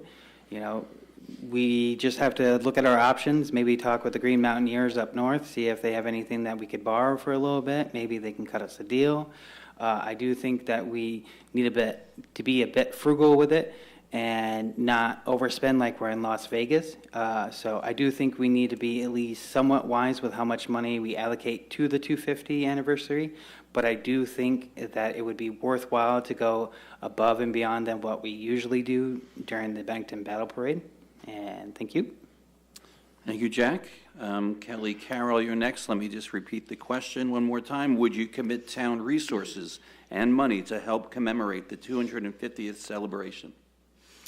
Absolutely within reason. I think we do have to take a look at that, because it's very easy to get carried away with event costs. But I think anytime we can go through and celebrate our history and show off just how wonderful Bennington is, because a lot of times I think we take that for granted. We forget just how good we have it here. But I think we should definitely look at that. But I think we should also ask the community to help. One thing that I worked on was the K-9 Challenge. You might remember that. The VFW led it. There's people in this room that actually worked with me on that and helped support it. Thank you, Susan. And hopefully I didn't forget anybody else, but anyway. And we were able to raise $75,000 by challenging the community and working together to pay for Stark, who's absolutely adorable and growing up and being very helpful with the police department. And unfortunately, we need another K-9, and we'll have money for that within that program. So I think that Bennington is so strong, and we've got such a strong sense of community that I think we should also reach out to different businesses, organizations, and individuals, and also ask them to help with that instead of just taking it right out of town resources. But absolutely, yes. Thank you, Kelly. Okay, Jackie Matz, same question. Sorry. Thanks. Yeah, this is, thank you for the question. Really excited about the 250th. Did also read that article about the monument, really disappointing. Sort of grateful that it's a state park. It's not like on the town to come up with $40 million for those repairs, but it is such an important piece of our community's identity, right? And a big driver of sort of the tourism economy that we have, right? We just had a question about increasing town revenue, and now a question about supporting the 250 celebration.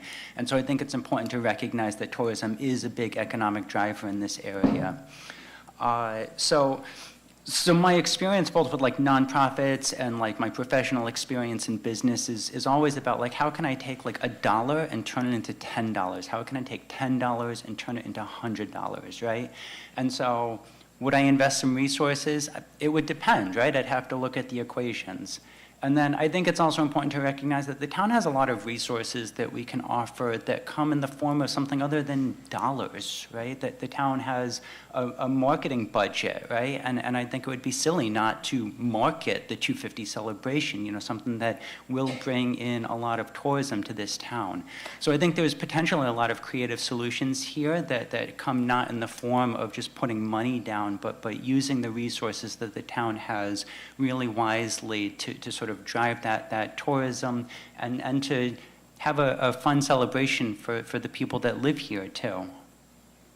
Thank you, Jackie. Tom Haley. I think our history is one of our biggest assets here in Bennington, and I was sad, like everyone else, to hear about the situation at the monument. But the 250th Anniversary Committee has actually been working for quite a while now to start planning for this project. And I think we're only going to hear more and more from them. I think as far as what the town can do in terms of that, I think resources are going to be the best bang for our buck, so to speak. Buildings and grounds, I think, certainly could be utilized to help prepare sites and so forth as the committee requests. We already pay a portion of the fireworks display every year. I think we could probably justify a little higher expense for the 250th, just to really put an exclamation point on the program. I think Vermont Begins Here could be an excellent tool for getting the words out to various people that are looking to visit Bennington.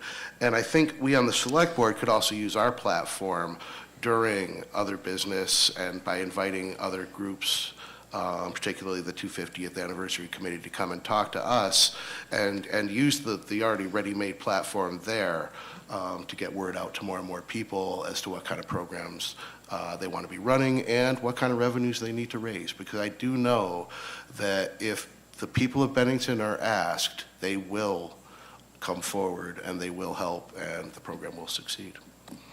Thank you, Tom. And Jim Sullivan.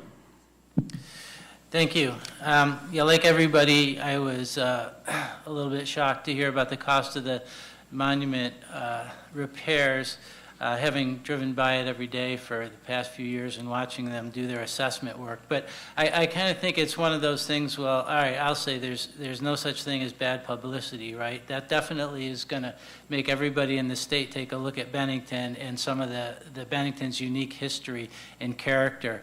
And I don't think that that's necessarily a bad thing from a publicity perspective. And I think that's something that we can certainly build off of. I would recognize that, like everybody else said, the town has some resources and some resources that we could strategically invest in this thing. I think, like Tom said, it's probably best to look at the facilities and services that the town can offer, and recognizing that there are a number of organizations and groups in the community that do a great job with events, like the Chamber of Commerce and the Better Bennington Group. And I think that we can help maybe convene those groups together, make sure everybody's working together, like has been mentioned with the 250 committee, make sure that we're getting the biggest bang for our buck, literally and figuratively, in what's coming off the investment. So basically what we have to be sure is that we have a good plan for everybody working together, getting the best that everybody can bring to the celebration. And I think the town can play a central role in coordinating that effort between everybody and investing where it's needed and supporting fundraising efforts and supporting grants. There's, I'm sure, some grant opportunities for major events like this too. So absolutely something that the town needs to put front and center. Thank you. Thank you, Jim. Okay, we have one more online question, and we'll start with Jackie Matz this time. What 3 specific actions would you take, if elected, to improve our town? Three. Okay. Yeah. 3 specific actions would you take, if elected, to improve our town? So one thing that I've noticed over the past year is that a lot of the progress on a variety of different important issues has sort of slowed a little bit. I think there's been a lot of discontent, let's say, on the select board. There's been more arguments, sort of more vitriol than we've seen in the past.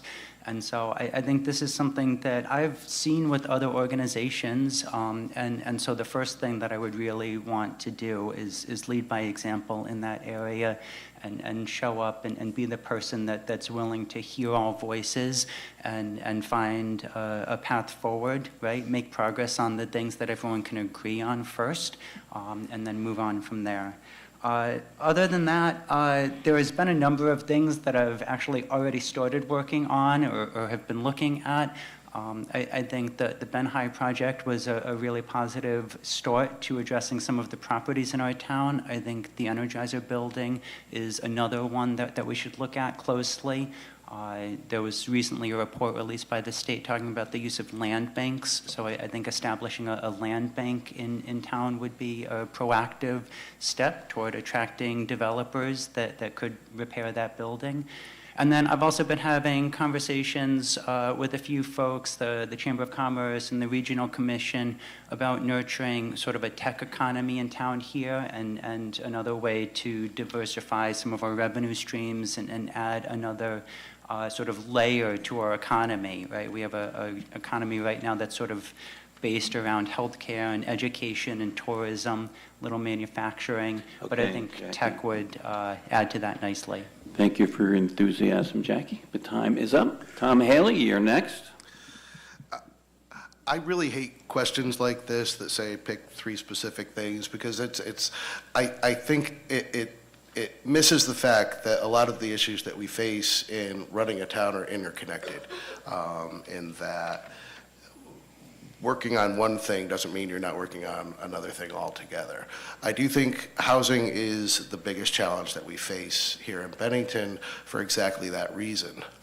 So I would look toward working with town staff to find ways that we can deal with the issue with some of the blighted properties we have around town, both the small single-family homes and, as Jackie said, although it's not blighted at the moment necessarily, the Energizer building is an underutilized, huge piece of property right in the middle of Bennington.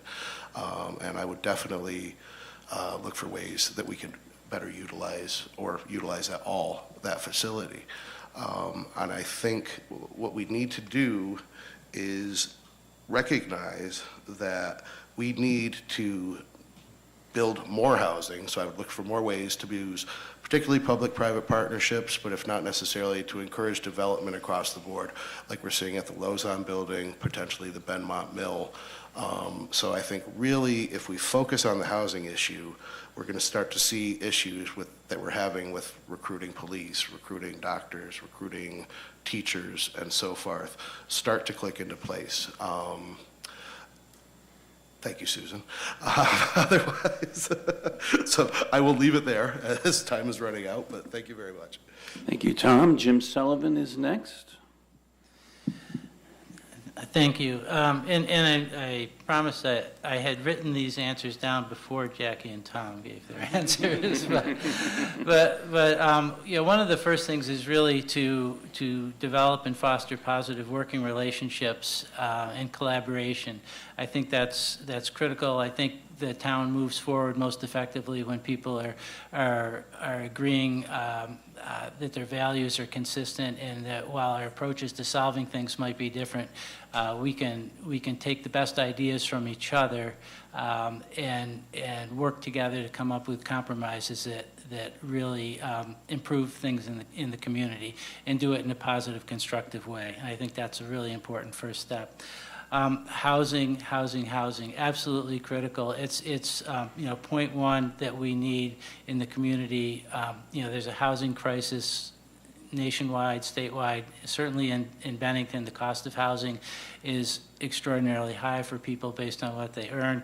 The lack of housing is a severe problem for future growth and development in the community, for business growth, for population growth. We have to get a handle on housing. We need to continue to work to increase the supply of housing. Right now, because of the market conditions, the best way to do that has been to work with private developers, for-profit and nonprofit developers, and assist them in expanding the supply of housing. And I guess the other thing that I would highlight is to improve the overall public health in the community. Take a look at the full range of actions that people needed, from food security to homelessness, remediation, addiction services, greater physical activity, and healthy lifestyles to improve the overall health of the community, and see what the town can do in each of those areas. Thank you. Right on 2 minutes. Well done. Kelly Carroll, you're next. I would look at, first of all, trying to connect people. One thing that I do in my job, I work for a very large corporation, and a lot of times people just don't know who to call. So I think that connecting people is something that it's a strong point, and I think that that's something that working on building those relationships. I also think that we need to look at where public safety and mental health intersect and what we can do locally to help with that. A lot of that is done at the state level or legislatively, but I think getting some education out is helpful. And I think that we can do that through some of the listening sessions and getting out. And I know some people are like, oh, listening sessions, we're kind of, tired of hearing that, but it really is about connecting and getting that information, because not everybody is comfortable going on camera. This is very uncomfortable today. And you want people to come in and you want them to talk, but it's very hard for a lot of people to do public speaking.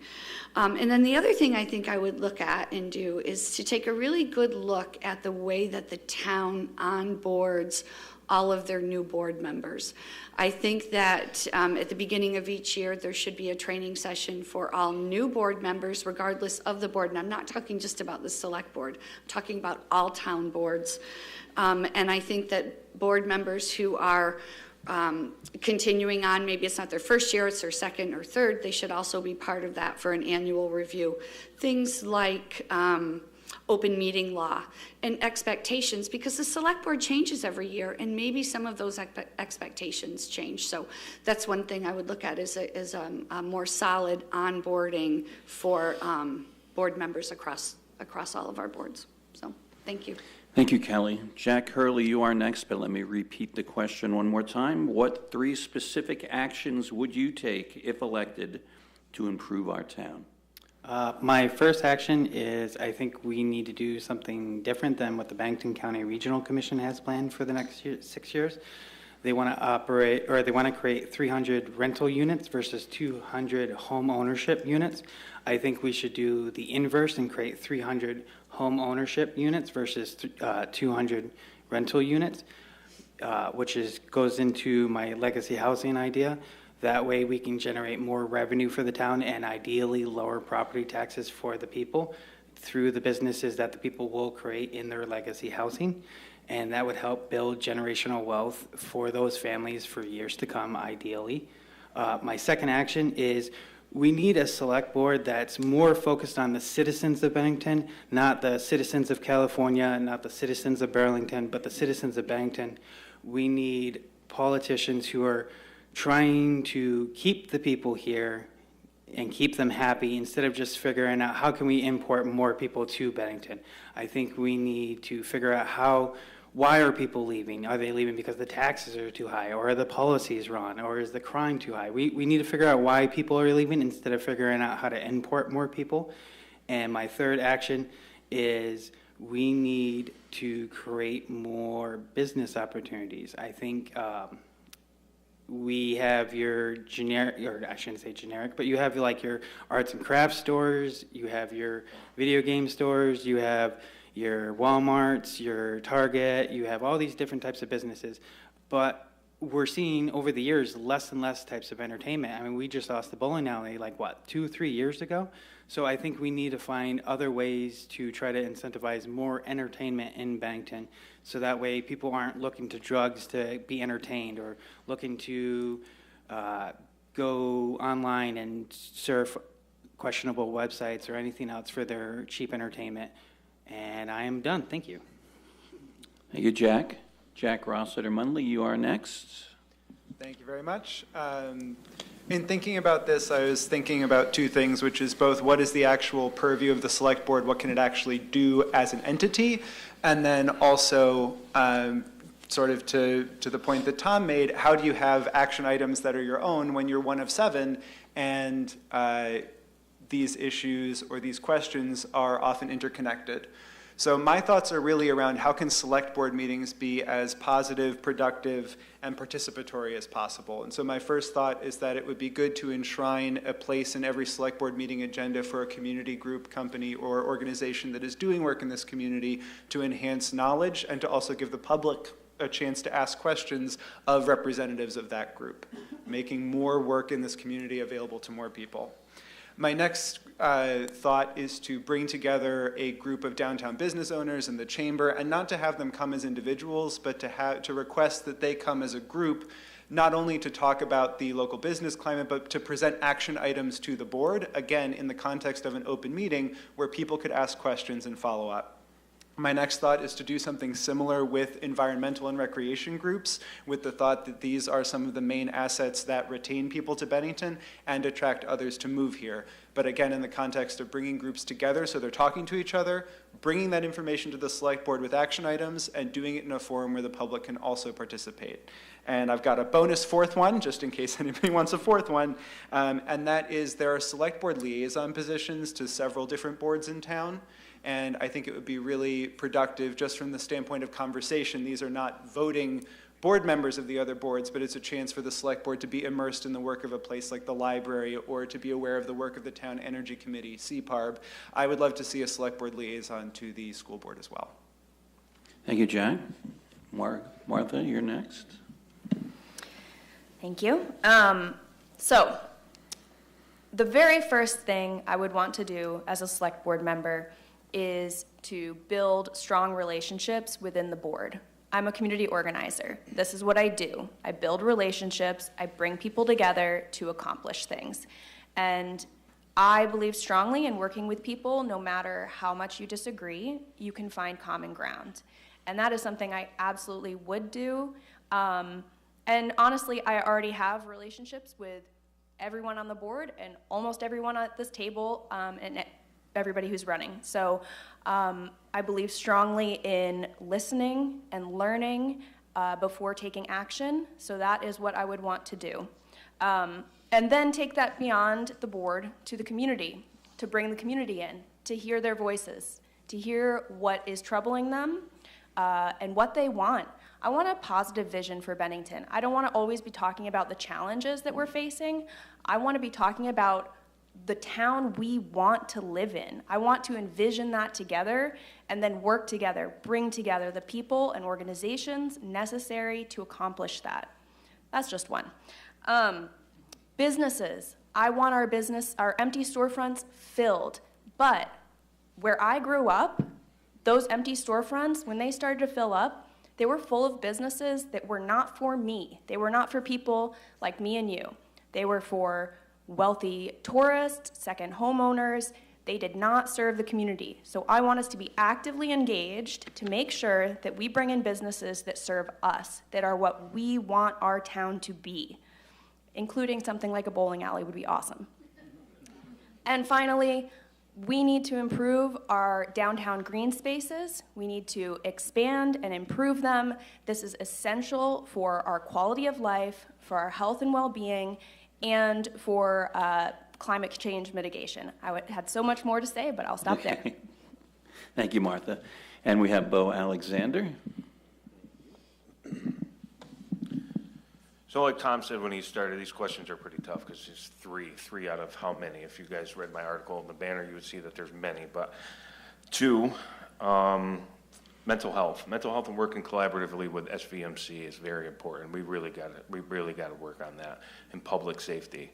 Public safety it's so important. I know nobody in this room would disagree with me with that, but BPD is short officers, so we need to work collaboratively and give the police department every inch of every help that we can give them to get their staff up to par, and even additional officers in our community. It's very important.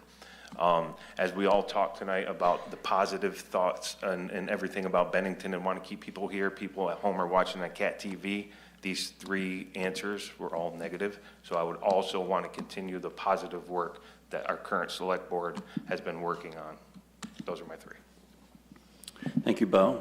Okay, that's the last of our online questions. I'm not sure if we have any time for questions from the audience. Susan, do we? Susan says we do. So is there anybody in the audience that has a question? We have right up here, do we have a microphone for them? I think we can get you a microphone, sir. I'm sure I can talk. Okay, I can hear you very well. Go ahead. If that works for y'all. Actually, I got to get going soon, so Okay. I'm Asher Edelson. For those of you who don't know me, I know every candidate out there knows me. I want to know from each of you, what are you going to do for residents in Bennington who have disabilities? What specifically are you going to do for people with disabilities in this community? Whether it's transit or something else, I want to hear what each of you are going to do. What will you do for residents with disabilities? We'll go from left to right. Jack, Hurley, you can start. Could I just ask for a clarifier? What particular disabilities are you talking about? Are you talking about with inability to walk, inability to communicate? Which disabilities did you have in mind? Because saying disabilities is pretty vague. So if you could be a little more specific, I would love to give you a specific answer to that kind of question. Any and all. Any and all. All right. We'll try to limit these answers to 1 minute, please.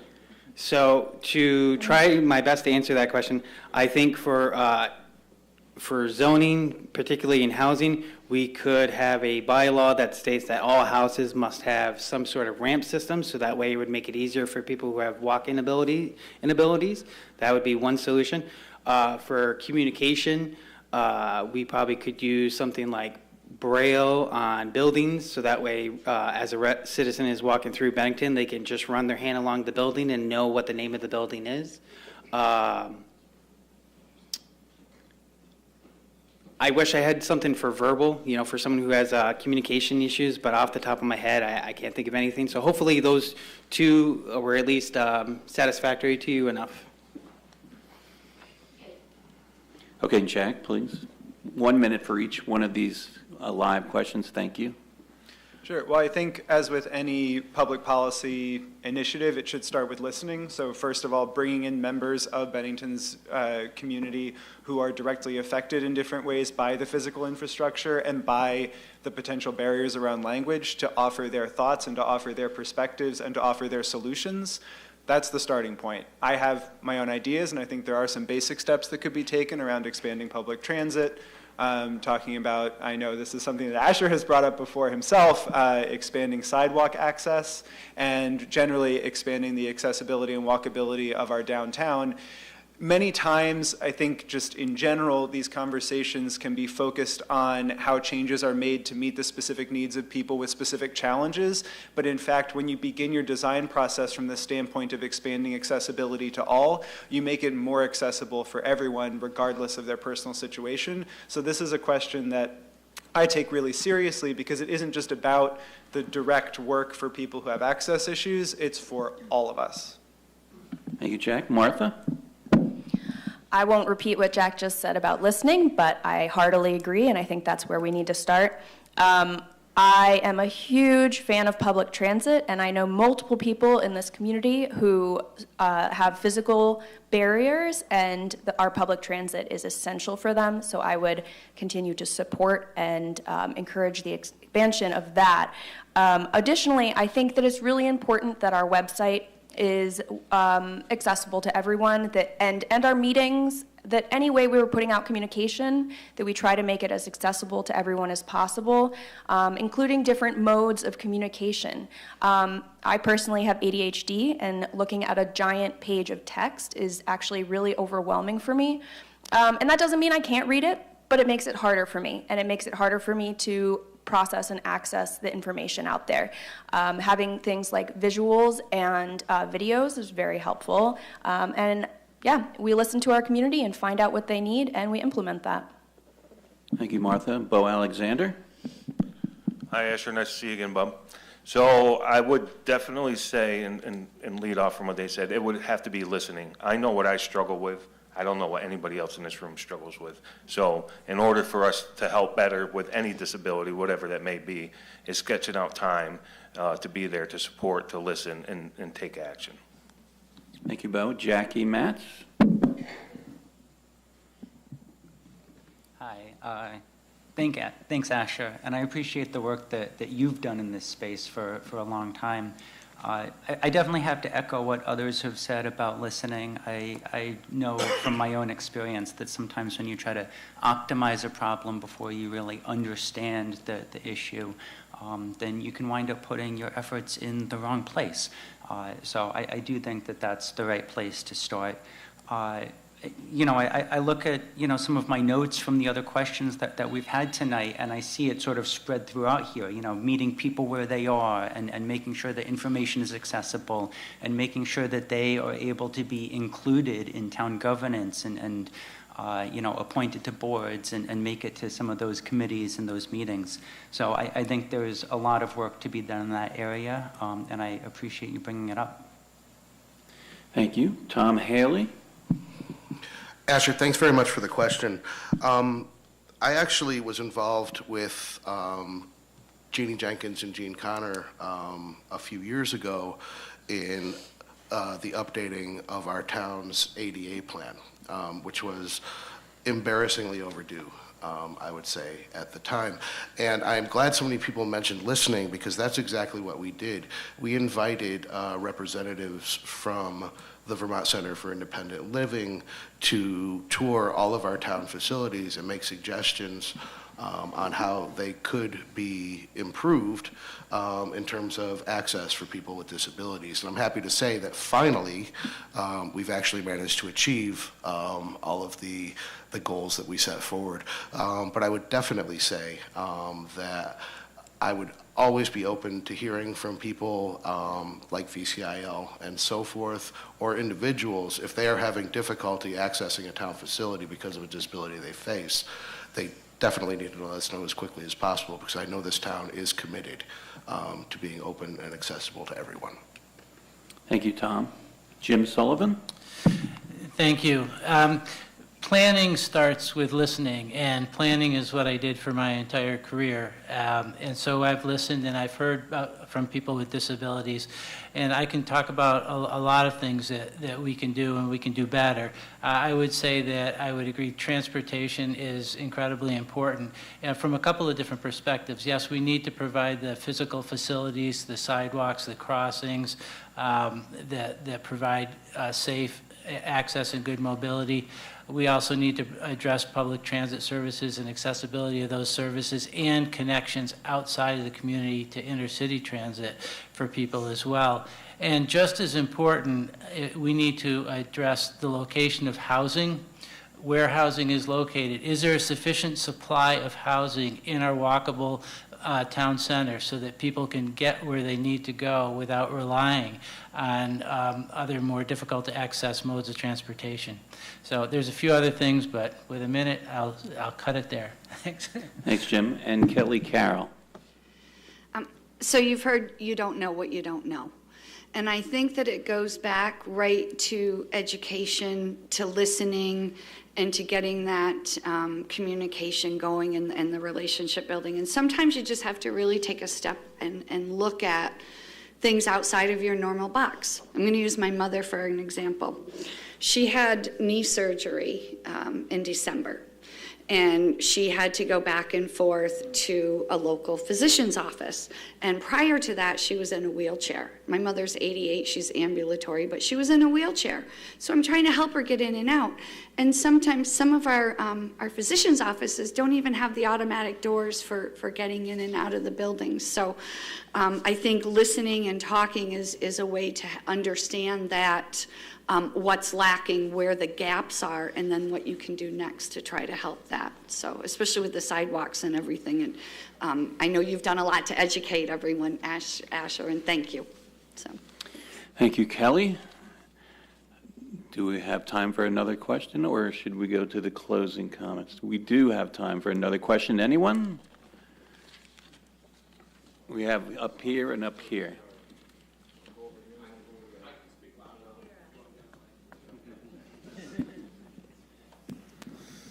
So one of the things that keeps getting brought up year over year is how we fill Main Street so that there aren't any vacant properties on Main Street. So I'd like to hear what everybody's ideas would be to actually get those storefronts full, and then what type of businesses you'd like to see filling those vacant windows. Thank you. We'll start with Kelly Carroll and go down the other way this time. Well, I think that what we need to do is start, and I'm not saying that no one is doing this now, but I think that we need to work with our business community, and we need to work with some people in our town office to get our information out about what is available. What I would like to see downtown are more individual shops to go into. What works for me isn't necessarily going to work for everyone else there.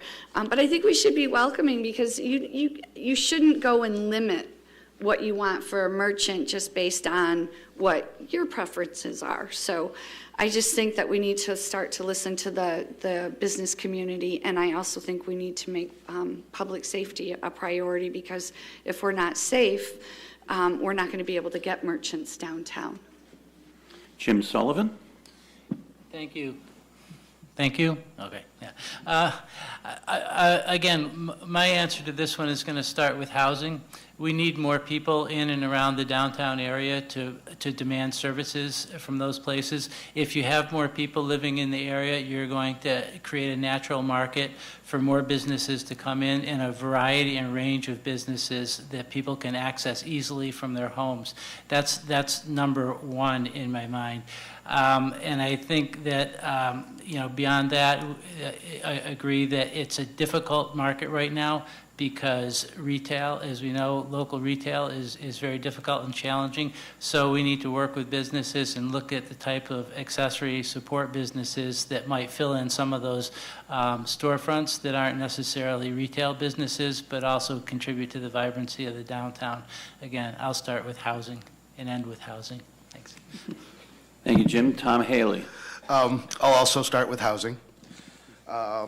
But I think it's difficult to remember when people see, we have had a series of businesses open and on Main Street of late. Some of those new businesses did close. But we do need to remember that most new businesses do fail. And I don't think that's necessarily in a part of the town, but you also don't know if you don't try.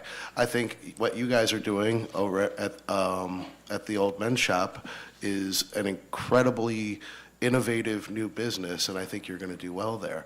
I think one thing that the town can do to actually contribute, because I don't think it's really our job to tell people what kind of businesses they should be opening.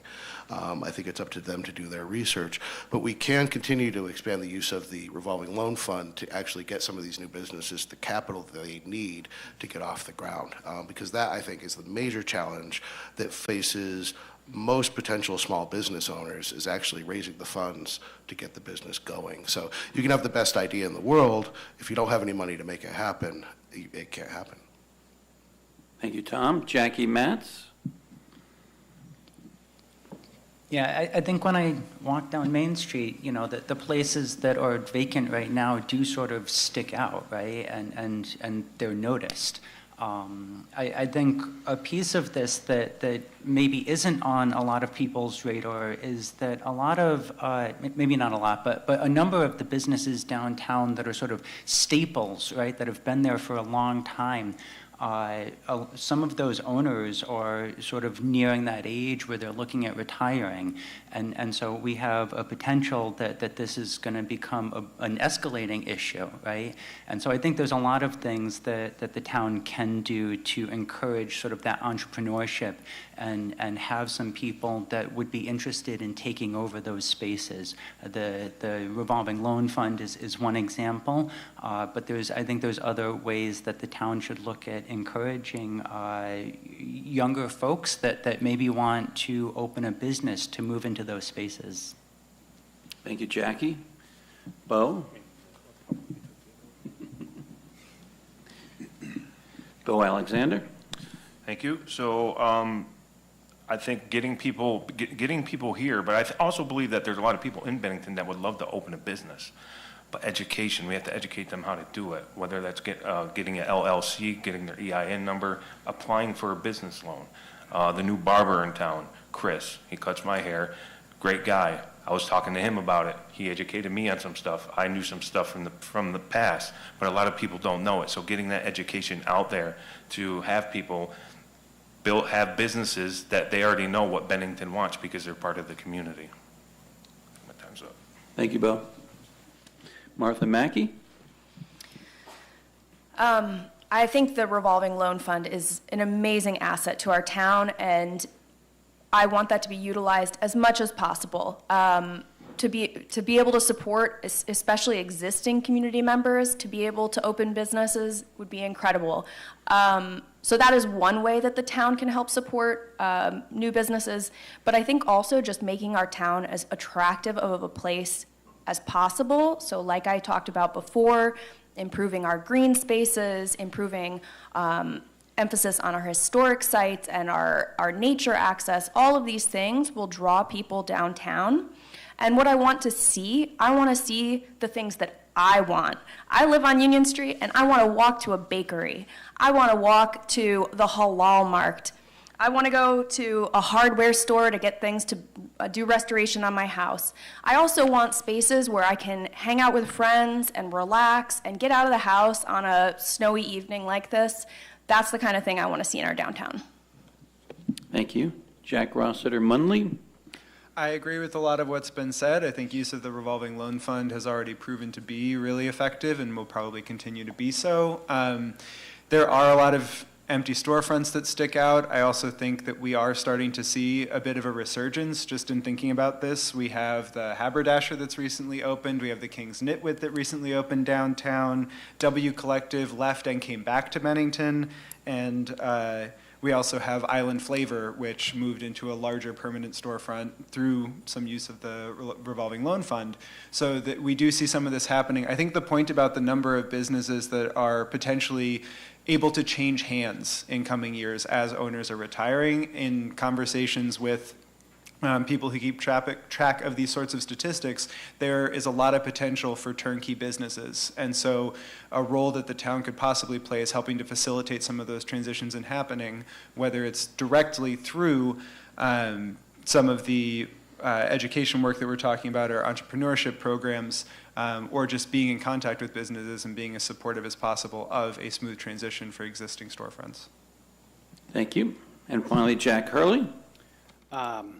Not to sound like a broken record, I would probably say I think legacy housing would help alleviate that, as it would provide more people the opportunity to build their businesses that they would like to build. That would help the community. And once they reach a certain size, just like how the Gamers Grotto went from being on the south side, east side of Main Street to now being more near the center of Main Street, I think allowing businesses to form in an individual's home can help build that economic opportunity that would allow them to grow to one day being on Main Street and being more of a centerpiece of Bennington, instead of being that little niche family business that a handful of people know, but they bring enough revenue to that family that they don't need 1,000 customers. They maybe only need 100 customers.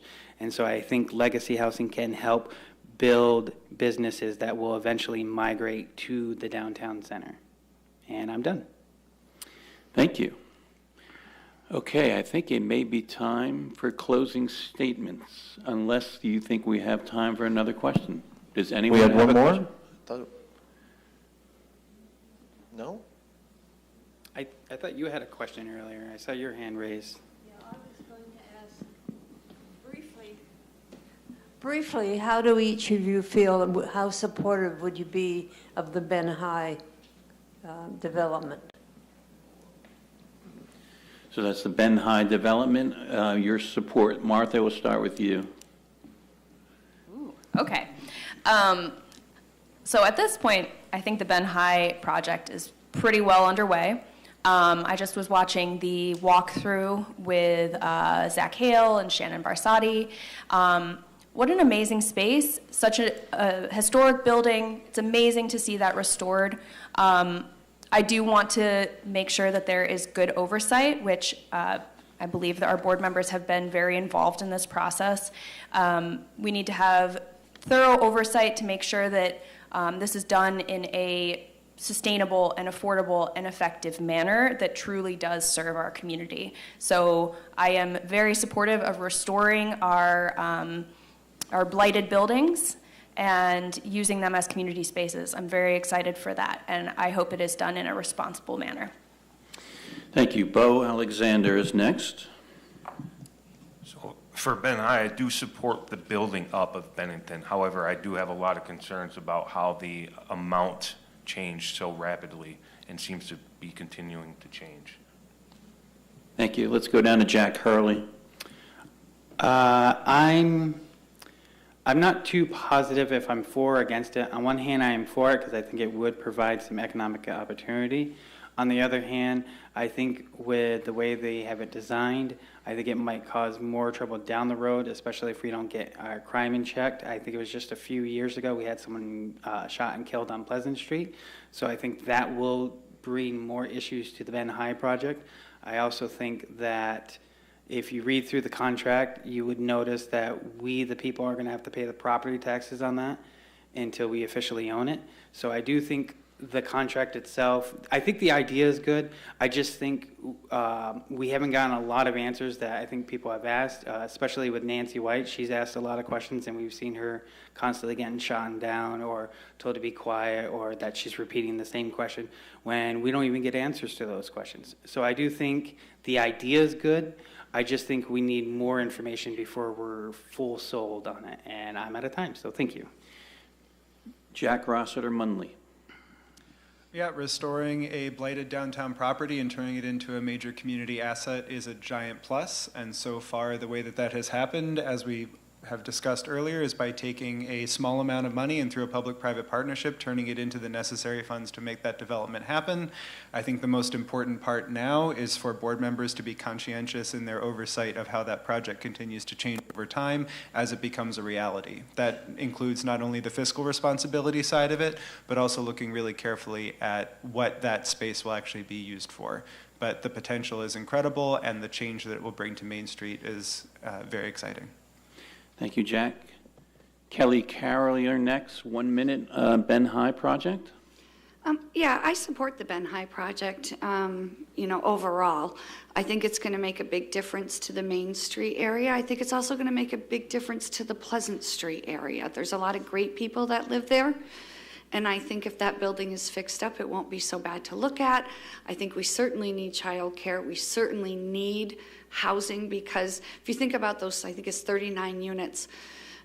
That means a couple of people from healthcare, a couple of people from education, a couple of people from law enforcement, from business, can possibly have housing, and that's huge. So I'm disappointed and concerned to hear that the Meals on Wheels kitchen is not going in there.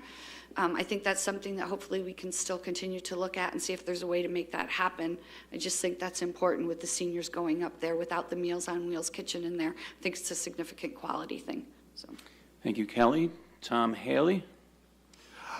I am of the opinion that the Ben High project is one of the most important projects that's happened to Bennington in a very, very long time, and I am proud of every single vote that I've made in support of it. I understand that projects of this size, we're talking about amounts of money that most of us cannot even fathom, and that can be scary. But it's not unusual, again, with projects of this size, for situations to change as the project goes along. We went through a major pandemic. Materials costs exploded. The cost of the project went up.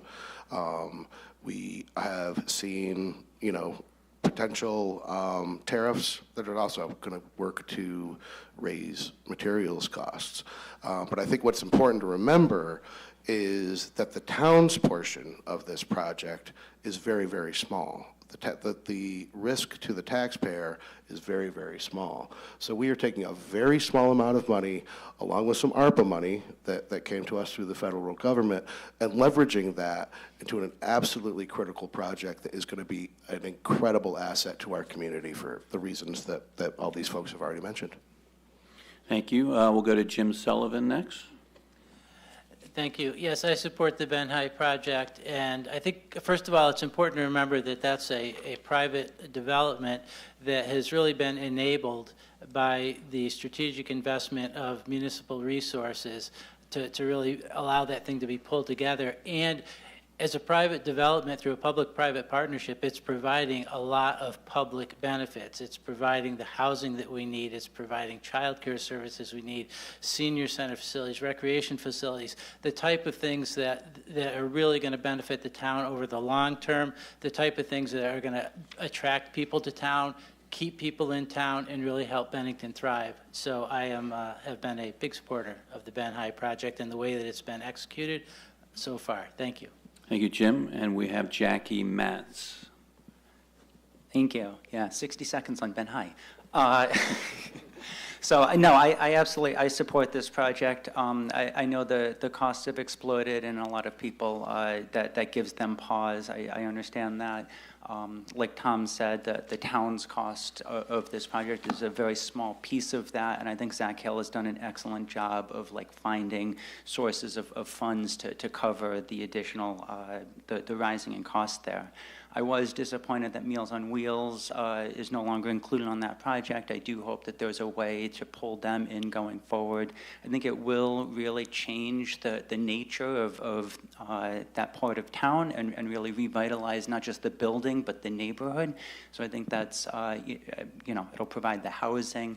Again, it's just benefit after benefit after benefit. The alternative, from what I understand, is to build a $5 million parking lot, and that just doesn't seem like it's going to contribute to the town the way that this project is going to.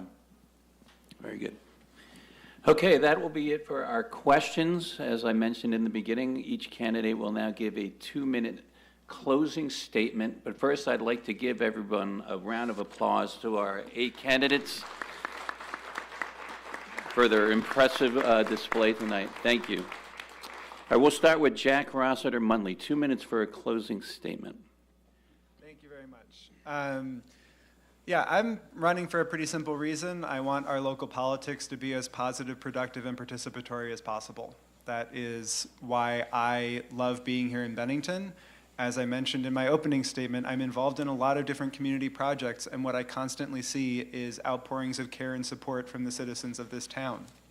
I believe that we can harness that energy and give a solid channel for it through our local politics so that more people can be more involved in more steps of our process. I want to see more people at select board meetings. I want more people to feel welcomed at select board meetings. And if I'm lucky enough to be elected, I want to do everything I can to make those meetings as positive and productive as possible. I have worked in several different arenas in my life. I have a professional background as a journalist. Since coming to Bennington, I've gotten deeply involved in community work, and I work as the director of the Multicultural Center in addition to being a co-founding organizer of the Community Cafe. And what I've seen in all of those different areas is ways to bring people together. So I just want to talk briefly about the Community Cafe, which I started with my friend Lorraine. On paper, there are a lot of things about Lorraine and I that are different. We're from different generations, we're from different socioeconomic backgrounds, we go to different churches. But that really didn't matter because we had a core set of shared values and we had a project that we both believed in. And so we were able to have our connective tissue outweigh our potential differences. And I see those sorts of connections happening all the time. And I feel like I do have a set of skills for bringing people together, for building projects that address specific needs, and for making tangible change possible. And I feel like I've been able to do that in a lot of arenas in this community, and I would really love the chance to do that as one of the 7 people on the select board. Thank you, Jack. We'll go to Kelly Carroll next.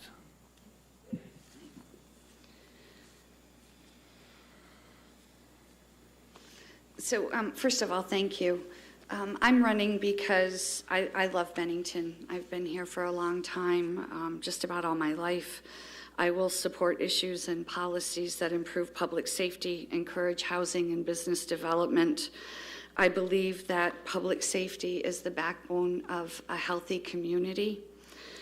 I think the lack of workforce housing is impacting every aspect of Bennington, from healthcare, education, law enforcement, organization, and businesses.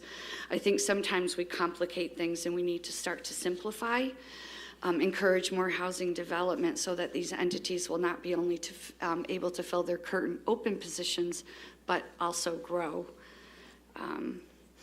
Some of you may or may not know that I coordinate Bennington's October program. I do a lot of volunteering. I pushed for additional lighting and some other changes to the Riverwalk, which I'm very proud of. I belong to the Riverwalk community. I belong to several organizations around the town, and I volunteer my time.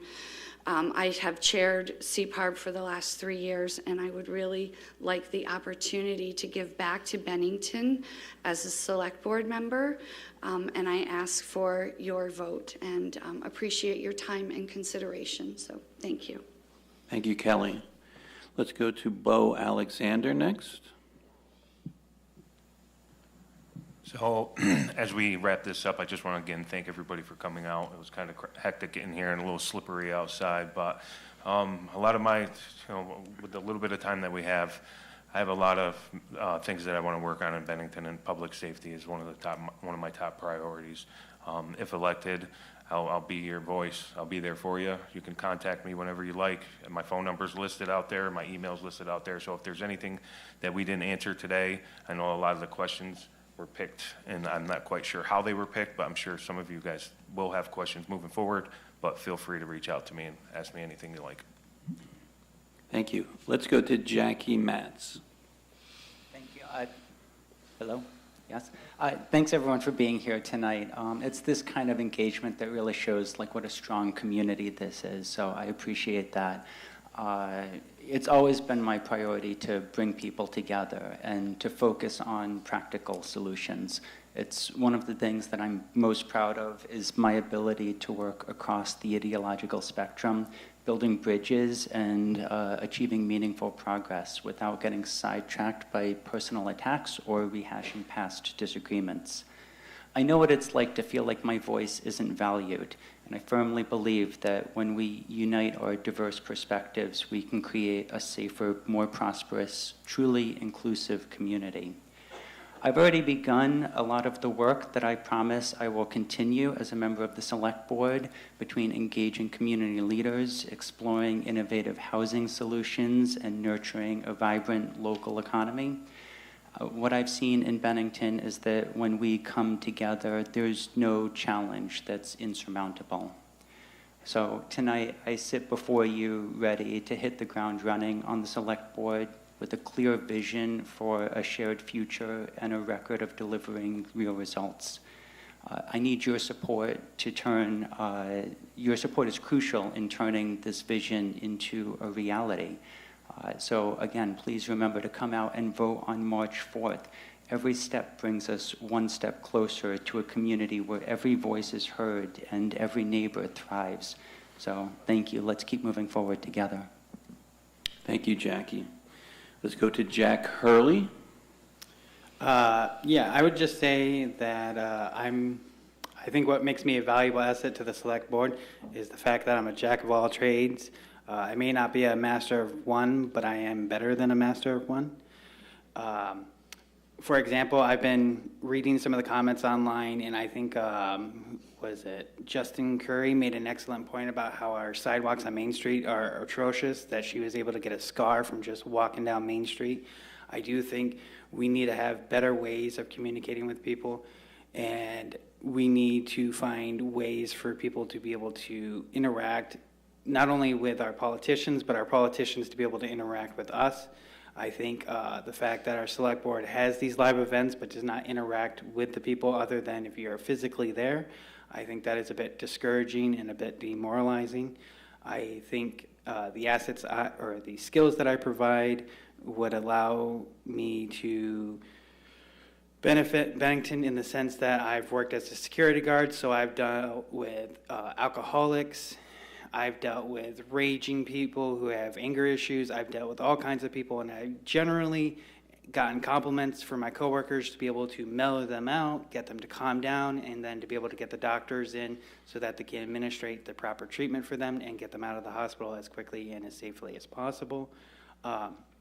My skill set to be able to look at problems and just be able to analyze them and try to find a not only holistic approach but a realistic approach, I think is what makes me a valuable asset to the Select Board, and I appreciate your votes that I will be receiving.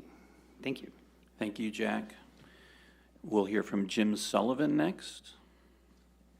Thank you. And again, thank you all for coming out and tuning in tonight. As I mentioned in my opening remarks, I have worked for decades, really, with municipal governments, providing direct support and technical assistance to them. Those years of service, though, do not translate into a reluctance to embrace innovation. In fact, my career was based on helping towns change the way that they do things to become more efficient and effective. So just a few things that I was involved in that way. You know, I worked with towns, including Bennington, to modernize their plans and regulations to better accomplish objectives such as making it easier and less costly to develop housing. And a lot of that work has since been incorporated into state guidelines and streamlined regulations. I've always worked on transportation issues and advancing new ideas in transportation planning to improve mobility and safety while reducing congestion and ensuring that our transportation system works for everybody, pedestrians as well as motorists and bicyclists, people with disabilities. In response to a greater support for need for economic development services in our communities, I led the effort to integrate our town and regional planning programs with the Regional Development Corporation, ensuring better implementation of local goals and expanding access to technical and financial resources. I also worked very closely to bring to fruition efforts to create the Bennington County Solid Waste Alliance and the Communication Union District that provided access throughout the region. Through these and a lot of other activities, both through my professional career and my volunteer work in the community, most recently with the Bennington Area Trail System, work that I'm very proud of up on Mount Anthony. I really think I've developed a way to look at things differently and move things forward effectively. And I can assure you, as a select board member, I bring that same commitment to doing the hard work needed to bring beneficial changes in the delivery of municipal services in the town. Thank you. Thank you, Jim. We'll go to Martha Mackey next. Thank you all so much for being here tonight. Even in spite of the weather, we need this kind of civic engagement. It is key. It is crucial. And I really want to be a part of what makes this town special. I was raised in upstate New York, not too far from here, in a rural, economically depressed community. I was raised in a converted chicken coop. I was really poor, and I was raised to believe that there was no future for me as a woman other than to get married and have kids. And I went on to put myself through college. I went to Europe and got a master's degree in social and cultural anthropology. I interned with UN Habitat, learning how to create sustainable communities for humans and our environment. I moved back to the rural community that I loved, to this region. This is my home. This has always been my dream, to come back here and to serve communities like I was raised in. And I've done it. I bought a house here, and I'm planning to be here for the rest of my life. I am a fighter, and I want to fight for you. I have made my dreams come true. Please let me help you make your dreams come true. Every single one of you has something to offer this town and this community. I know how to bring people together across differences. I will help to do that. I will help you identify your strengths, and I will help you come together to build the bright future for Bennington that I know we can have. We won't agree on everything, but on the local level, ultimately, we have the same fears and the same hopes and dreams for our friends and for our community, and all we need to do is to tap into those commonalities, and we can reach those goals that we really dream of. And that little girl who grew up in upstate New York keeps coming back because this is terrifying for me. Thank you. Thank you, Martha. And we have Tom Haley. Thank you, Jim.